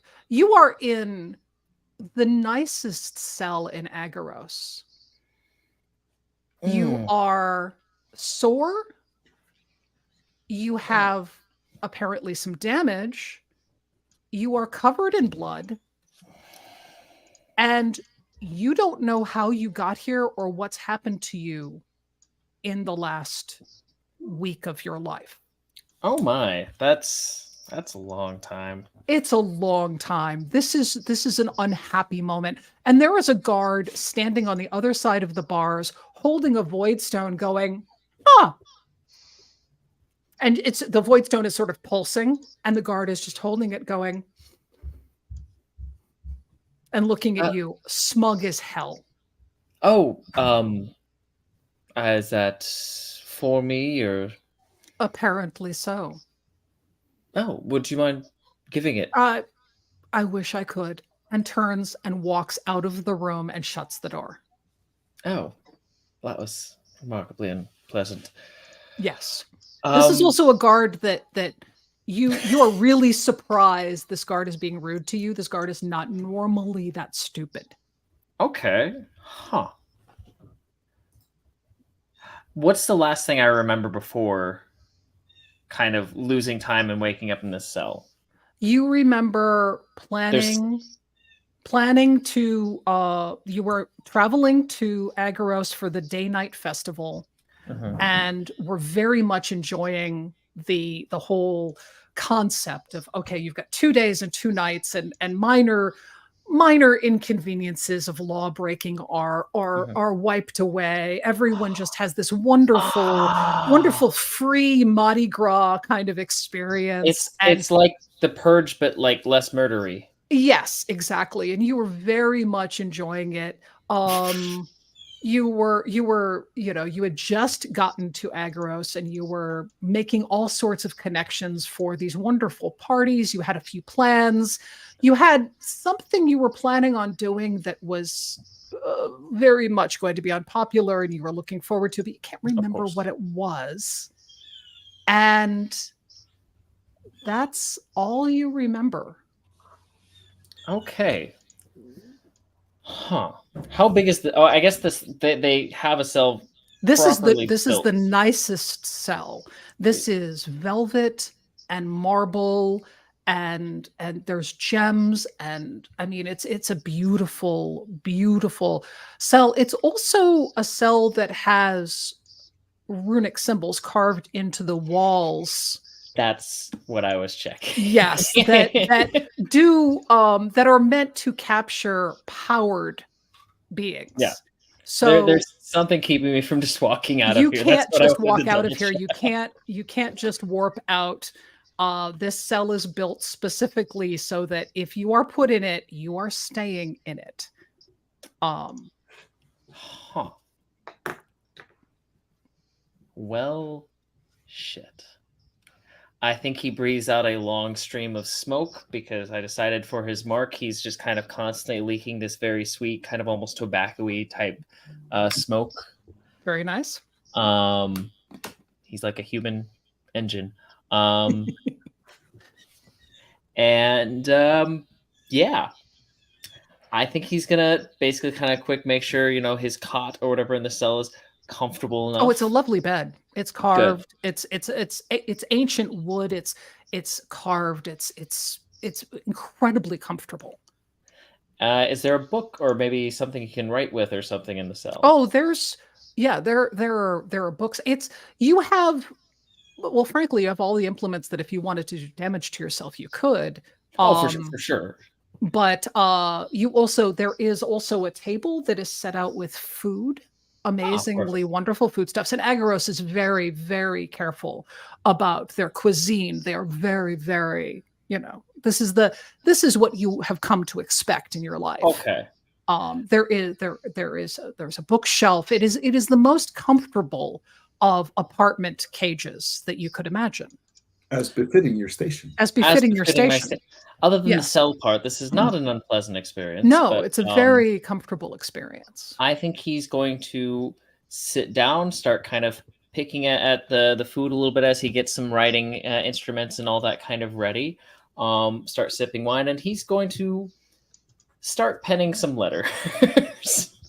The door opens and a different guard comes in, and this one is a higher ranking and looks very nervous. This is one who has served you long and well, and says, "Prince Hades, are you okay?" As well could be expected, I could use a wash basin and a change of clothes, if you don't mind. And actually, this letter, if you could deliver this to Encephalon, your captain, the Of course, captain of the Crimson Guard, that would be greatly appreciated. of Uh, course. And also, could you tell me why I'm here? well, the murder. The murder. I'm sure you had your reasons, but you killed your mother. The queen is dead, and you were found over her body in her blood.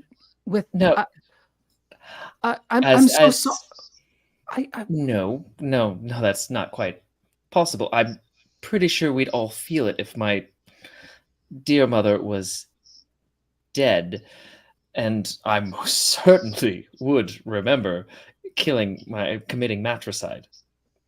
I This must be some sort of terrible misunderstanding. Or well, you were incoherent with rage, or that How you close were is he standing to the bars? well, the bars are set up. Okay, that's The room is set up so that there are 2 sets of bars. oh, There okay. are the bars that are the wonderful apartment, Damn it, and they're then there smart. is a entryway that also has all the runic symbols carved into the walls. Yep. Okay, And so there is a separate set.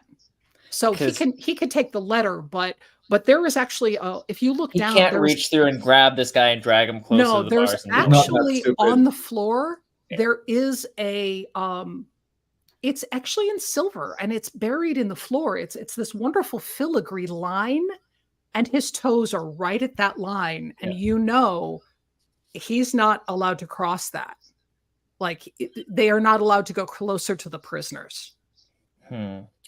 So Listen, I do not know who put you up to this. I don't know what you're getting paid, I, but you're going to deliver that letter to my brother, the captain of the Crimson Guard, and then you're going to send someone to get me out of here.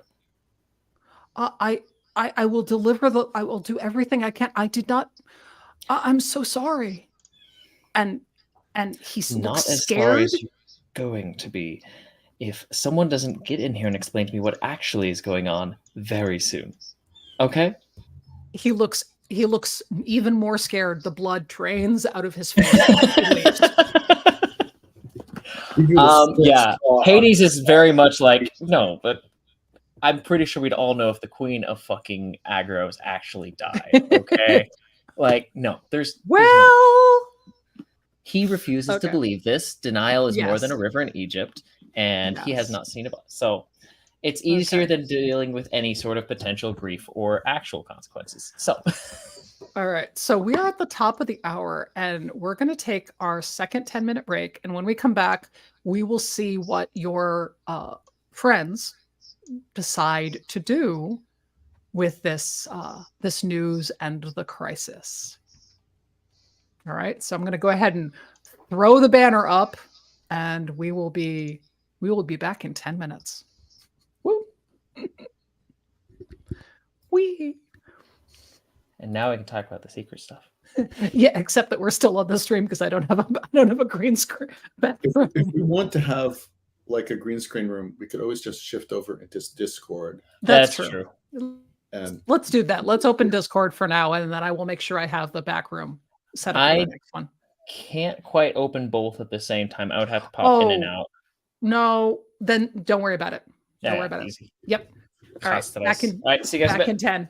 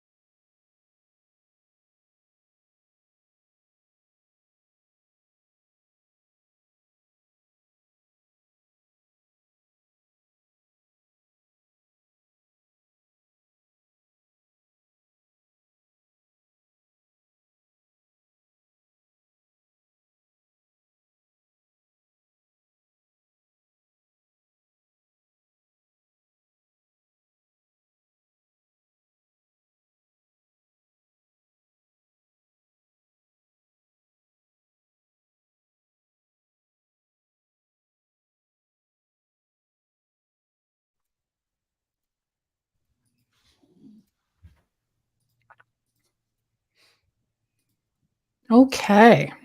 Go ahead and Yeah. bring this back.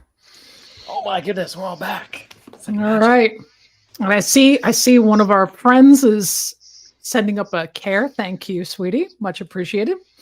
All right. So before the break, we had some drama. Hades is in prison and apparently has murdered his mother, the queen. And Varia and Horizon have both gotten connections that said, go get him, bring him Bring him to justice. Sorry? Bring him to justice. Not bring him to Fallen Scythe, and something about y'all having to be tested. We'll see what that means. So, Horizon Leaf, Varia, what are you doing? What are the steps you choose to take at this point? I think that I am headed toward Agoros. So I'm turning around and I am traveling quickly and hard toward Agoros. Okay. All Having right. a chat with Alaria about what might be happening. Okay. And you have a let me just see. Okay, so your void stone is tied to Hades and he's not picking up, so you can't. So, actually, before I do that, so I tried to connect to Hades through my void stone connection to him. What do I feel? You feel it essentially just. It's what happens when someone doesn't pick up. Okay. So it doesn't feel like any kind of mystical arcane block. It just feels like he's not picking up. Well, let me ask you. Sometimes the person's just asleep, right? And there's nothing to connect with. Exactly. Angel is helping us. Thank you, Angel, for making the noises. Well, let me ask you this. So Hades doesn't hold the void stone right now. No. The void stone is being held by a non-powered character. No. He doesn't need a void stone. I have a void stone attuned to him. Okay. So then you do feel a block. Not like a cell phone call. Okay. Cell phone. Okay. So you do feel if you try to connect specifically to Hades and you try to push through to him, you feel a block. You feel specifically that he is in a place where the ability to move through the Umbra is blocked off. Okay. All right. So then that applies. I'm turning around and I'm heading toward Agoros. But here's the thing, though. Here's what I want to get clear on. You have a void stone that's tuned to him. Mm-hmm. If you're using the void stone, the person who's holding it is not. I'm the person holding it. Yes. But on his end, he's got. He doesn't need a void stone. I have one that connects to him. It's a one-way connection. So you have one object. Think of it like if you connect to a location, the location's not holding a stone. Okay, got it. I'm thinking of it two ways. Right. Hades void stone is actually connected to Anastasia. Got it. Yeah. Okay. Yes, and that's the one that a guard has. So that's the one that guard has, and that's the one that was buzzing, but that was Anastasia probably just looking for a booty call. So yes. So that's why I wanted to get clear on it. You don't call a void stone, you call whatever it is attuned to. That's what I needed to get clear in my head. Thank you. This is why having the creator of the game and also people who know Blades in the Dark very helpful. Okay, so yes, when you tried connecting to Hades, you felt he's in a place that's blocked. You don't know what that means. All right. Actually, I don't know that he's in Agoros. No, you don't know where he is. Right.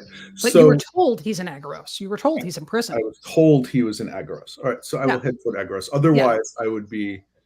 Well, you were told, he's in Agoros. He's in prison. I would be searching for him through the Umbra. But if I know he's in Agoros, I'm heading toward Agoros as quickly as I can. Okay. All right. So you are pushing, and you're not encountering any problems on the way. Okay. You are moving quickly. You're using your abilities as Mhm. kind of as fast as you choose, and you end up Okay. in Agros. Varya, what about you? Um, Varya takes a yeah. nap. Varya's like, well, there's money involved, but I don't know. Yeah, I would have turned my ship around and started traveling in that direction. I might be far away, but I mean, I've got my ship, and my ship is very fast. So, Hmm. uh, Okay. I mean, I'm gonna head that direction towards Okay. Agoros. And are you doing anything to speed are you pushing the ship fast, or are you traveling at like a regular rate of speed, or are you really pushing to get there very, very fast? I mean, I'm probably going fast, but not like Not like punch break your it. ship fast? Yeah. Okay. I mean, I'm going fast for the sake of going fast, like thrill seeking fast, not like I need to save him. Okay. Got it. Very much so. Okay, good. Good. All right. So, Horizon Leaf, you get to Agoros, and you land at, you are right near the main Mhm. castle. You're near the docks. Um, the Right. guards are there. What do you I, do? I have shifted into a just a fairly boring normal person form, Mm-hmm. a regular merchanty looking person who might have come in on business from the Umbra. Uh, Agros has a great trading empire out through the Umbra, so that's a Yep. normal thing to have happen. Um, Assuming there's no blockage, if there's been a giant upheaval politically, then maybe they have extra security, things like that going on. Um, So you notice that Agoros has done the twice yearly festival mhm, that they enjoy very much, the day night festival. mhm, That is 2 days and 2 nights where sort of just a lot of things are permitted that normally are not. It's a very open, mhm. free, bead wearing kind of party, There's but lots of confetti still being cleaned lots of up. confetti, lots of, people still sobering up. But Mhm, as you enter the main castle, you see that everyone is clearly on guard. Everyone is edgy. You hear people talking, you hear arguing, and mhm. something about matricide, the queen. I always knew he had it in him. You hear all sorts of conversations. Okay. You have been here before, so Yeah, you that's a know lot the of layout. yeah. Are you So by heading for castle, do you mean cavern instead of castle? Kevin? Well, within the cavern there is um, the main home, the main building. Well, there's Um, there's the Imperial Palace. I that's wouldn't. sorry, palace. That's what. Yes. That. Okay. So I should have said palace instead of castle. Yeah, no, Yes. it's fine. It's fine. I'm just trying to Yeah. clarify Yeah. where I am, and Yeah. so I've gotten into Agoros proper. You're in Agros proper. You There's were no- very close to Okay. um you were very close to the palace, and you are able, actually, I mean, people aren't stopping anybody from going in and out. Normal trading is occurring, but obviously All something's right. happened. So yeah, I've been in Agros before. I'm very charming and persuasive. And Angel is being Dog very is charming and persuasive. charming and persuasive. Hello, doggy. Um, uh, I I think it would be pretty easy for me to just talk to a bunch of folks and say, "Hey, what's going on? What's happening here? What's the news?" Okay. All right.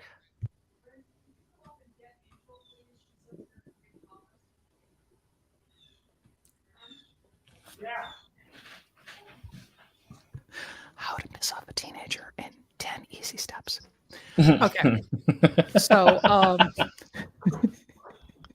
All right, so you hear you stop people and they're like, oh, she's been murdered. The queen's been murdered, and it was her son, and it was Hades, and then someone say it can't possibly be him. He would never do that, and you say, come on, oh, of course he would. You know the things he's done, and all sorts of people arguing and upset, and you see people that you know are the heads of different factions and different different clans and different leaders are all kind of coming into the palace and getting themselves settled. There is clearly going to be a lot of push, and one of the things you see is Solara, who is the blind sister of the queen.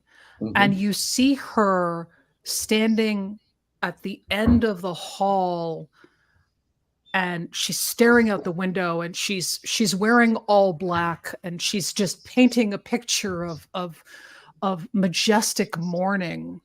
Do you go talk to her? Sure. So I'm trying to figure out where I am.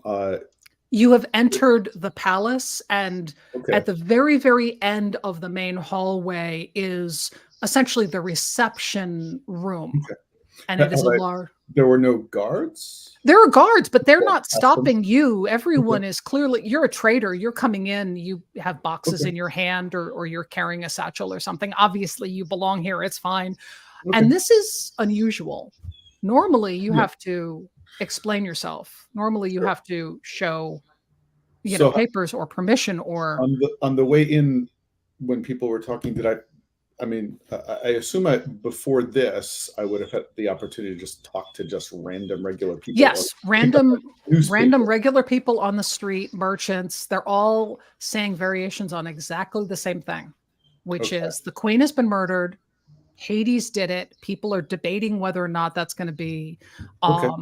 who is going to be in charge now. How could this possibly happen? We've been stable for hundreds of years. Right. Everyone is Agaros is normally very stable. Mhm. Everyone is Yeah, the other two thrown. Vergences are The other two Vergences are chaos more normally, chaotic but Agaros is always very, very, things are always very controlled and stable, and people literally have no idea Mhm. what is going on now. Okay. All right. And Solara is away from other people at the moment? You see a lot of guards. You see the Crimson Guard. You see a lot of you see a lot of very important people. She is clearly standing off by herself. If you approach her, you will certainly be stopped by a guard asking you what your business is. If you come close to her, Sure. Okay. or you can head straight for where the main cells to be. It's up to you. Yeah, I could try to sneak my way down deeper into the palace.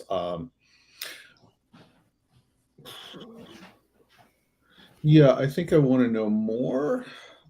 So I think I'm going to sneak off to a private area and shift again from, generic merchant Mhm. to generic courtier, somebody who looks like he belongs in the palace. Mhm. Okay. Obviously, You're you can able. ask me to make a die roll for any of these things. Yeah, no, that's no problem. Yep, You're that's able fine. to do that easily. Things are Yeah, things so are unsettled. I shift into a different form that looks more eligible to approach the Queen's mourning sister, Mhm. and walk.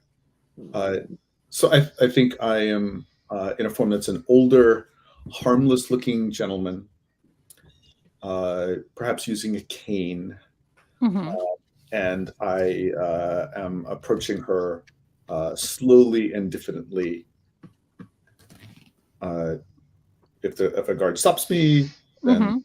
A I'll guard stops you, asks I'll you, say that I wish to give my condolences to the priestess here. you may pass. Okay, I do that slowly, looking harmless as heck. I, use my cane. I walk up. I stand next to her for several minutes, just sharing silence. Mm-hmm. I quietly say, I use whatever title is appropriate for her. She heads this alternate religious sect.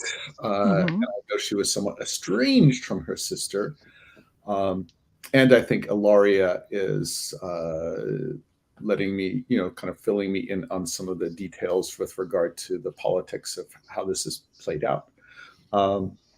And I say, my lady, please let me offer my deepest condolences. What do you know about her personality? Have you The would you Queen have or Solara? the sister? Would you have seen her before? Do you know how she normally is? I don't imagine having had extensive interactions with Solara Mm-hmm. per se. So I think perhaps in my regular form, I have met her, but not really engaged with her weird cult. Okay. So That's fair. something that you would find a little surprising from what you know is normally she's fairly self-deprecating. Um, as you understand it, she was always a bit unsettled. She comes across as sort of an intelligent, well-meaning, but kind of awkward, unsettled personality. Mhm.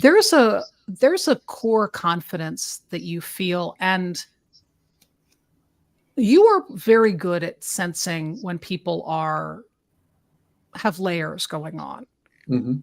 You have a very strong sense that she is trying very, very hard to keep a sense of smugness out of her mannerisms. Okay. Interesting. Hmm. All right. So Horizon is considerably more charming than I personally am. Right? Yes. So I am going to attempt to draw her into a sort of circular conversation, Hmm. miscellaneous things, and the Queen's last jamboree celebration, and just a bunch of things. But what I'm trying to do is get a sense. You mentioned that there seems to be a hidden smugness there. Hmm. I'm essentially trying to gather information and see what. Obviously, she's not going to say, "Yes, I did it in the basement with a dagger in the." She's not right away, Hmm. but I am trying to get her to trip up with any inconsistencies, get a sense of where who she sees as the successor. Um, I want to just have, if possible, just draw her into a conversation. That may well be, you can call for an action roll to see how well that goes. Well, I want to ask about your tulpa. Okay. So you have this memory creature with you all the time, It's companion, yes. and you can see her, other people can't. Mm-hmm. Most people can't. When she talks to you, well, most people can't. When she talks to you, you're the only one who can hear her most of the time, right? Yeah. What? However, I think actually I think I would be more careful with Solara because I don't know what power she has. Okay. She's mystical. That's what I was going to ask. She's empowered. Yeah. I think that Ilaria and I just decided that she was going to hang back and be at some distance away. Okay. That was very smart. Well done. I was going to try to trip you up a little bit there, but and again, this character has 3 dots in contrive. He's clever. I want to play him as clever and planful about these kinds of things. What are you trying to get from her? I specifically? want to get a sense of whether she is making a play for the throne, Mhm. or she is pushing someone to make a play for the throne. And if Okay. possible, any details. So go ahead and make a roll. Okay. And what are you going to be using for this roll? I think this is contrive. This seems like contrive. Yes. Sneaky. So contrive is defined as you implement a clever strategy, and I think that that fits this. All right. For gather information rolls, you can make them a fortune roll or an action roll. If there's no real risk, then it can be a fortune roll. Sounds like this is more of a risky situation, so that can be an action roll here. This is definitely a risky situation. Totally reasonable. There is a lot of danger here. So I've just shared the dice rolling screen. Ooh, So dun dun dun dun. So go ahead and make. I mean, do you want to? Well, I should say what's the with the. Okay, so the stakes in this are well, if you just want to get her initial, whether she's trying for it or not, that's just risky standard. If you're trying for something more than that, then the risk is greater. Yeah, I don't think I'm taking a super high level of. I'm not giving stuff away. Okay, all right. So you have 3 dots in contrive. I'm assuming you don't feel the need to do anything extra for die. Yeah, I'm not pushing for a 4th die or anything. I can roll 3 dice. Okay. Straight. All right. And so risky standard. No risky devil standard. Yeah. Yeah. Sorry. Three's the devil dice right there. Three can be a very dangerous die roll. Okay. And I just set up 3 dice on my side. I'm not seeing them on the screen for you. I think if you hit roll, you have to hit roll underneath. And they should go so let's see how that goes. And this is always a matter of picking the highest die, unless you roll multiple 6s, which I happen to have done here. In which you did, which you did increased effect. Okay. Yes. From standard effect to greater effect. To great effect. All right. And for a gather information roll, that's basically how much useful info you get. Oh, fantastic! You get a very confusing result. You get a sense that she very much wants to be pushing for herself to be on the throne, but she actually is driven and is saying, like everything else is saying she really wants Kyneth on the throne. And you are feeling this, you see this conflict that it's confusing. There is a war going on inside this woman. Okay. So she's kind of flighty and confused. Is that the impression I get? Mixed feelings, maybe. Mixed feelings, but also it doesn't feel entirely natural. Like she's being manipulated. Possibly. It feels like she's fighting against something. Okay. And the thing, the feeling that you get is that her place would be to suggest Kyneth, but that there is a sense, that confidence in her, that sense of, oh no, it's my time, is saying, oh no, not Kyneth, me. And that is winning out, but that there is a pull in her, a pull and push. Interesting. All right. And Kyneth, to be clear, is the Duchess of Tresol. Kyneth is the Duchess of Tresol. Of Agoros. She is who many people feel that if Hades were not the claimant of the throne, and Hades is by most people's standard, Hades is simply the next incumbent.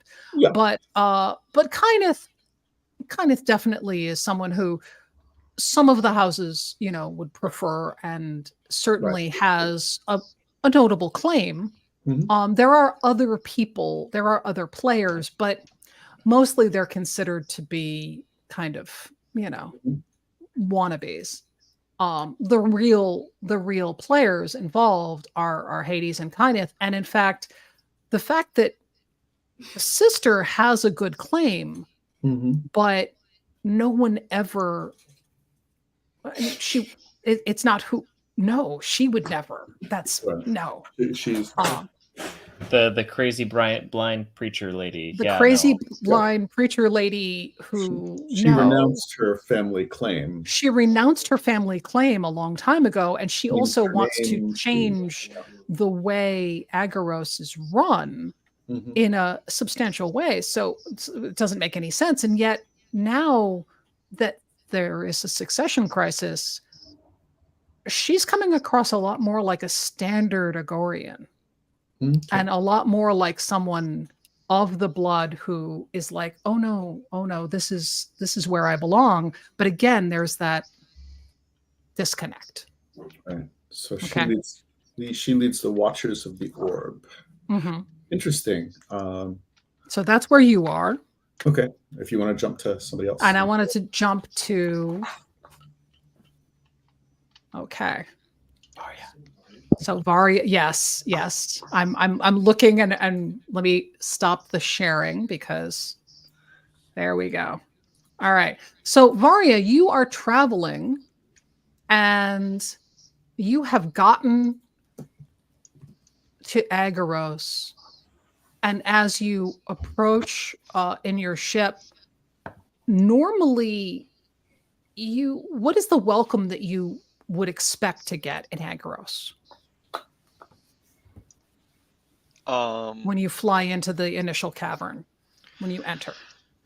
I mean, I probably don't go the most ostentatious or direct paths Mm-hmm. to anywhere, so I would normally expect nothing. Like, I'm probably going to approach from the far ends of Agaros that are like not heavily patrolled, or possibly dangerous to traverse normally, so they don't bother like having a guard post directly there. Um, Okay. And that's been your experience. And there's not only guards posted, but they also are not, they're more deferential than you would expect. They actually are not sure if they're treating you like they're not sure if you're someone they should be nice to or not. So they're defaulting to be more careful. Clearly something's wrong. Something is very, very wrong. But because they're sort of like, oh, you would like to, yes, the birth right there. And you're not, you know, normally this is not how they're very snooty most of the time. And they wouldn't even acknowledge. And instead, they're sort of treating you and this ship like you might be problematic for them politically. So you are directed to a berth near the palace. sure. I'll follow instructions insofar Okay. as it makes sense to. And I think my first place to try to go would be directly to Ikrafel, Okay. because I don't know what's going on exactly. But I would try to reach him. Okay. Fantastic. So where would you normally expect Ichafel to be?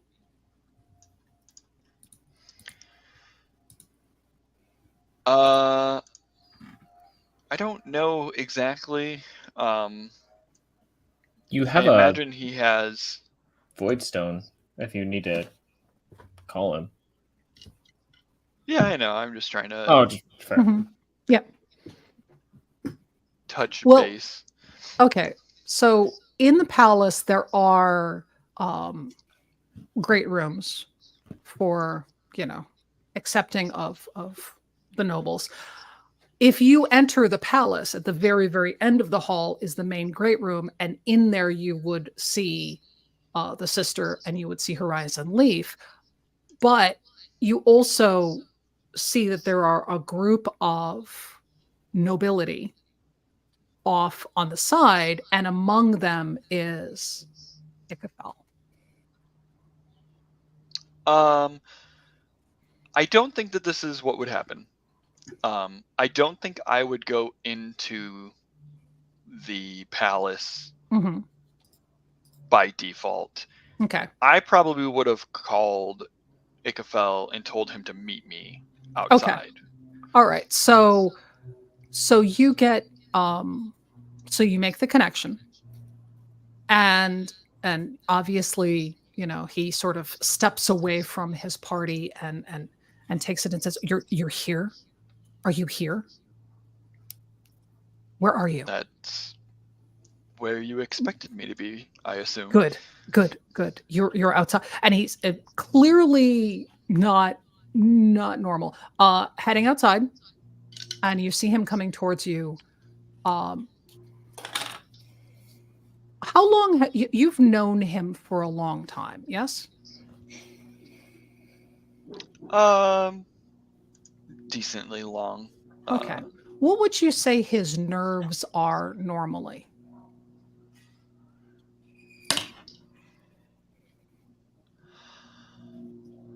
I don't know. I think anybody who's a spy is probably pretty Mm-hmm. calm in general. I don't think he has a ton of emotional front or has the ability to hide things, because that's probably pretty necessary for him. Okay. So when he's approaching, you notice that his body language is smooth, it's fluid, it's what you'd expect. But there's just a little bit of a hiccup in it, to where you're a little surprised that he is not more locked down and more polished. Like, it seems that he's under great control right now. He's trying very, very hard to keep himself smooth and calm and precise, and there's a little bit of agitation that's sort of coming out in a slightly faster gait and slightly less smooth movement, which, from your experience of this man, he normally would never allow that. So Sure. he approaches you and says, "Well, I'm glad that you are here. Welcome. Obviously, you have heard that apparently there has been a tragedy." I've heard that the end of the world is coming, and I'll make gestures at him. And he rolls his eyes and sort of looks around, and you can see that there's courtiers and guards at distance, and you can tell that this is a conversation for an audience. So, so he is well aware of everyone around him, and is like, "Oh, yes, of course, you've always been so theatrical. Sadly, the queen has been murdered, and Hades, come inside.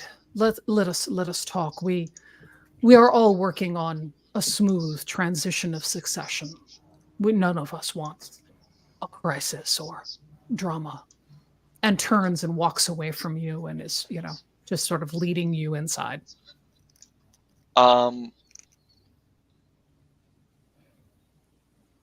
I'll stop him. Mm-hmm. And like, if he turns away, I'll put a hand on his shoulder and like pull him back towards me, and whisper to him, hopefully Mm-hmm.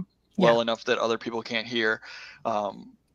But I mean, this is the same man who told me I need to rescue someone. Mm-hmm. So I mean, he'll try to do that, and I'm just like, I have no mind for whatever's going on here, but you asked for my help. And he's so he's looking like he's having a pleasant conversation, but I want your help. As I said, we're all in tremendous amounts of danger. Not just our lives, not just our souls, but also the power is at risk. Hades must get out of the prison, and Fallen Scythe needs all of you to undergo an examination. At that point, more can be explained. Well, there's only one thing I need explained. Where's the prison? Okay.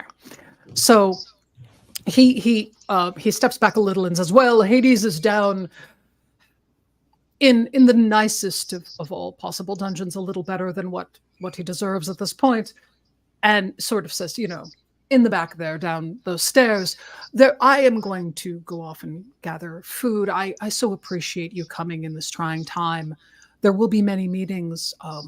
You should get some sustenance and then come join us. There will be discussions. We're expecting Kyneth shortly.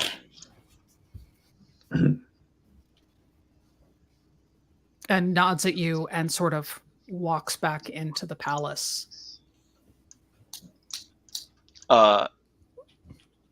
He said some vague he gave me enough that I would be able to He these. gave you enough vague directions.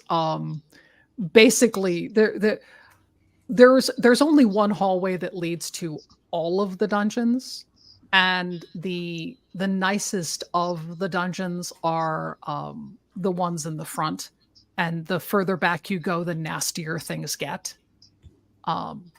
So it's really end of the hall, turn right down the stairs is kind of where you're heading. It's not something they hide. Sure. They're very proud of their dungeons. Oddly enough, this is only the best dungeons. This is an underground society. This is a Vergence that has a stick up its rectum, and it likes to show off how amazingly wonderful it is to its prisoners of power. Are there dragons in the dungeons? There might be. Wouldn't be shocked. There's a lot. The dragons. Dungeons and dragons. There's a lot going on down there. Yes. You should be able to find a path, though. Now you can get down to the dungeons and not, and in a way that is not, tracking down the middle of the center hallway. But as I said, when you go in, there's that main hall. You see at the end, you see Horizon Leaf, you see the sister, and then you see the branching off on the sides. And you know that if you take, if you stay to the right of the corridor, the first right you take, you will be following down, down the stairs to the left. Yeah. I'll try my best to pretend to belong there, or look normal, before immediately ducking down the wrong direction. Wrong as in no normal person's visiting the dungeons, I assume. You're just looking for the bathroom. Yeah. This isn't where I parked my sky ship. Exactly. Well, so when you go down there, you see guards, you see a table. Some people are playing cards. Some people are having sandwiches. You see a couple people standing. Obviously, they're on duty. And there's a series of doors to what you're aware of are rather elaborate chambers. And the first one has 5 people, 3 sitting at a table to the side, just having snacks and drinks and playing cards, and 2 standing, one on either side of the door, just facing out, guarding. I'm sorry, 5 people inside five of guards. 5 guards in the hallway area outside of the door. So when you go down the stairs into the prison area, the first main area you see, the first door, is probably the main first chamber. And it has a guard on either side of the door. And off to the side, there's a little table, and there's some extra guards that honestly shouldn't be there, but clearly want to be around for some reason. And they're eating and playing cards, and they're kind of being present. I'm guessing having Prince Hades in a dungeon is a pretty surprising thing, and all sorts of guards who should be off duty are not. Yeah, I will. I'll kind of like duck out of sight and linger for a while. Do I hear Hades at any point? No. Nope. Nope. It's these are No, but these are very well designed. He could be screaming bloody murder and you wouldn't hear him. Okay. Yeah. Cool. Well, I'll kind of hang out there for a second. Maybe I'll pay attention to the guards for a while. I guess maybe I could do like a gather information, like a study, trying to Good. see what's going on in here. Mhm. If there's an opportunity that I might be able to have. But if it seems like there's always too many people, I'll probably pull out. You definitely could do a study, but I will say that right now, all of these guards are aware that there is a change in leadership, and none of them wants to be seen not being helpful. Sure. So That's fine. they're definitely going to be present. That's fine. I'll still study the situation, and Okay. I'll see if I can't ascertain, like, if there's a single person who has the keys, or if there's a rotation of guards, or like Perfect. a Okay. situation that would be best for me to try to get in there. So you have 1 dot in study. So that gives you 1 die. You have some options. So I don't see how Horizon Leaf could give you an assist. So you couldn't necessarily get a die that way, but you could push. You could also take a devil's bargain. And do you actually do me a favor, and David, I'm going to cut over to you for a quick second. Do me a favor and explain to everybody about the devil's bargains and the push. So what we're talking about right now. All right. So you want to declare what the position and effect are. Once you've done that, then Travis could just roll 1 die because that's his rating in study. If he wants more dice, he can push by spending 2 of his limited pool of stress to get 1 more die. He could also take a devil's bargain, which means he's accepting a troublesome twist in the fiction to get an extra die. He can do either of those, but not both. And then if either of us were in a position to assist him, we could spend 1 stress to also give him an additional die. So normally the default is risky standard, but in this situation, this is desperate limited.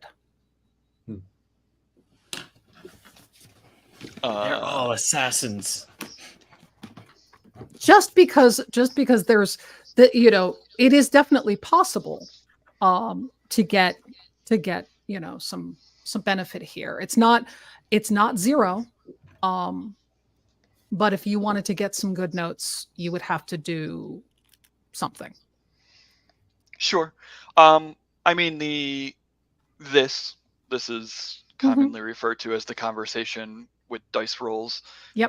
But I mean, if it gets set at desperate limited to start, as a player, I'm going to choose not to roll or attempt at all. The situation, I wouldn't have necessarily viewed it as desperate, from where I was standing. So if my character feels like it's desperate or a very bad situation, I'm not going to try. I'll walk away.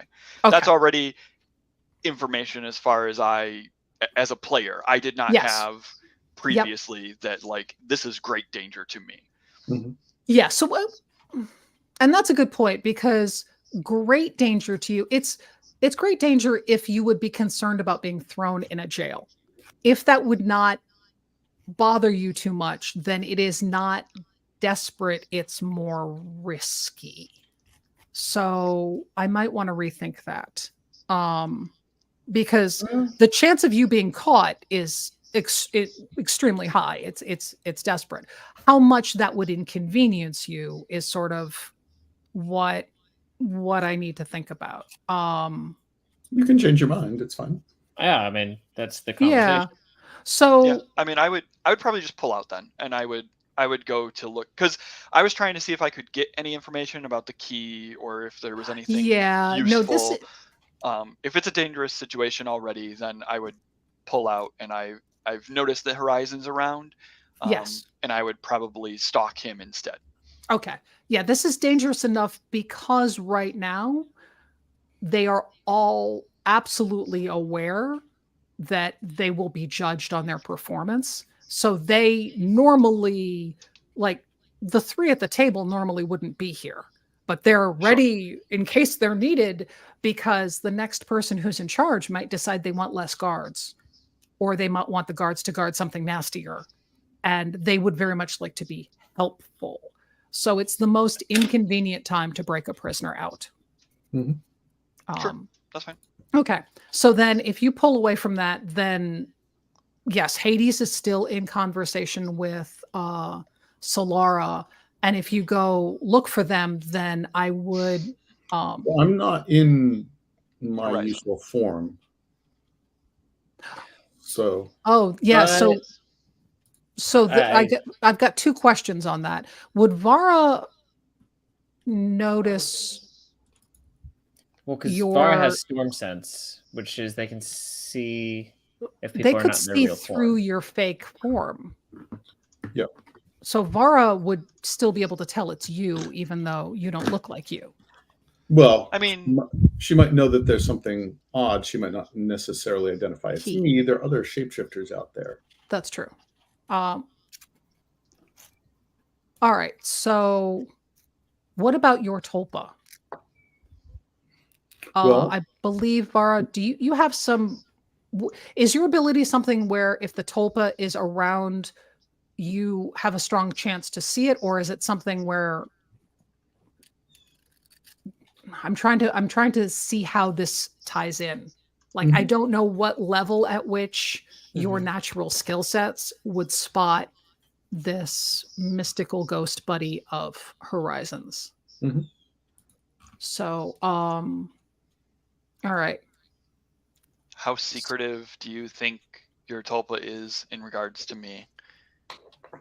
That's a good question. Because I imagine, if anything, I would hear your Tulpa before I would see it. Yeah. If she knows that you're a friend of mine and that we are at least allies of convenience, she might actually come over and she knows that you can see her. She might actually come over and whisper to you and say hello. Okay, so are we saying that that's how that goes? I'd be good with it. If I'm not directly controlling her at this point, so but I think that would be a reasonable way for the story to go.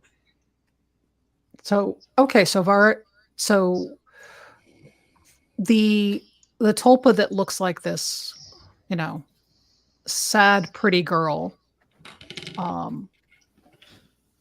that you've encountered it before, as you come out of the dungeon area, walks up to you and whispers, "Are you here to rescue Hades?"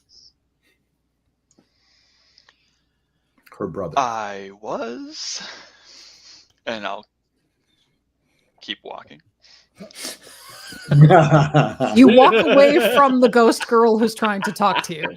I walk past her. Okay, so you're You can follow dissing along. the mystical. No, only kidding. All right, so one thing I Scene want to get card. clear on: are you able? So Travis, is your character able to identify when Horizon Leaf is in a different body because of your experience? Is that something where your sense you would be able to go, oh, there is Horizon Leaf playing, playing a new character today, or being a baker because he's bored, or is that I mean, I don't know. I don't know that I am that close to Horizon. okay? I probably am aware of him. I would definitely be more aware of his tulpa than his shapeshift form. I probably could exert my power to detect his true nature, but I don't think that walking by him in any form I know who he is. Okay. So then I'm going to say that with a study roll, you would be able, like, she will point at where he is. And if you make a study roll, you would be able to focus and identify. It's up to you if you choose to do that, or if you are basically going somewhere else, going back to, you know, finding the Well, I mean, buffet, doing whatever you want. I'll stop to Mhm. talk to her. I'm not going to stop near the prison. I'll walk somewhere inconspicuous Mhm. elsewhere if she follows me and maintains a conversation, and I'll express, hey, there's a lot of guards. I'm glad you're interested in Hades and saving him, but in my experience, you don't offer much help. No offense, but incorporeal creatures of that nature usually can't punch a guard. No, but I can spy, and I can spy better than most things. Uh, Most beings can't see me. Certainly none of those, and she stares down the hallway where the guards are. None of those would be able to. I might even be able to get into the prison. I don't know. I haven't tried yet. and I'll kind of wait for a second. So Ikrafel Mhm. spoke to Horizon, then I assume. Um, Horizon heard from his father.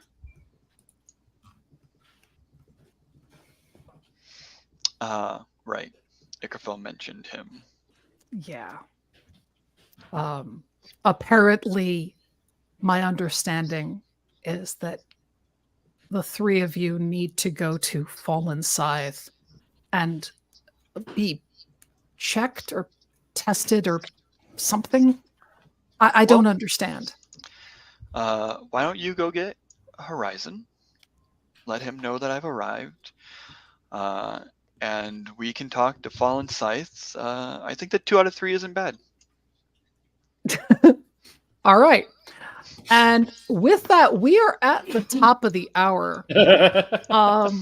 So in our next game, we are going to have two people going to connect with Fallen Scythe and see what it will take to get Prince Hades out of the nicest dungeon that has ever been created in any Vergence anywhere, who is currently smoking a hookah, drinking an excellent vintage. Yes, just enjoying all the things. And Writing angry Aside from letters. freedom. writing very, very angry letters, and is working very hard not to be annoyed that people would think he would be so foolish. No, of course not. So this was the first of my playtests of David's new game. Thank you so much, Travis and Jared, for playing along. And yes, there we go. David holds up the dun dun dun. We are Not yet available, also but it will be. going to be doing, and I'm going to actually kick it over, David. Tell them about the Kickstarter that's coming up. So the Kickstarter, it will be a funded campaign. We'll have some information to announce in a week or two, but people will be able to support Vergence and buy copies and get physical copies or PDF copies as they wish. We also have some interesting stretch goals. So yes, tell them about the stretch goal of the that one module. So Sean and Navi Drake, who do a bunch of cool games, are professional game designers, are going to do an expansion for the game of the Construct, assuming we meet that stretch goal. So that will be cool. I'm really looking forward to that if we can make that. We'll also, as I said, have hardcover copies of this. This is a preview copy, but a pretty chunky game. Oh yeah. It's a preview copy with excellent page layout that I messed with by saying the font size needs to be smaller. So he is having to redo all the page layout for 228 pages because I am like that and he's like that, and we're both difficult. So, all right, fantastic. Please in Facebook and Twitch and YouTube, leave the comments. I'm going to go end the broadcast. We will be back next week, and let us know what you think, what your questions are, and whether or not Hades actually killed his mother. I might put up a poll in the future and see what people think. All right. Thanks, everybody.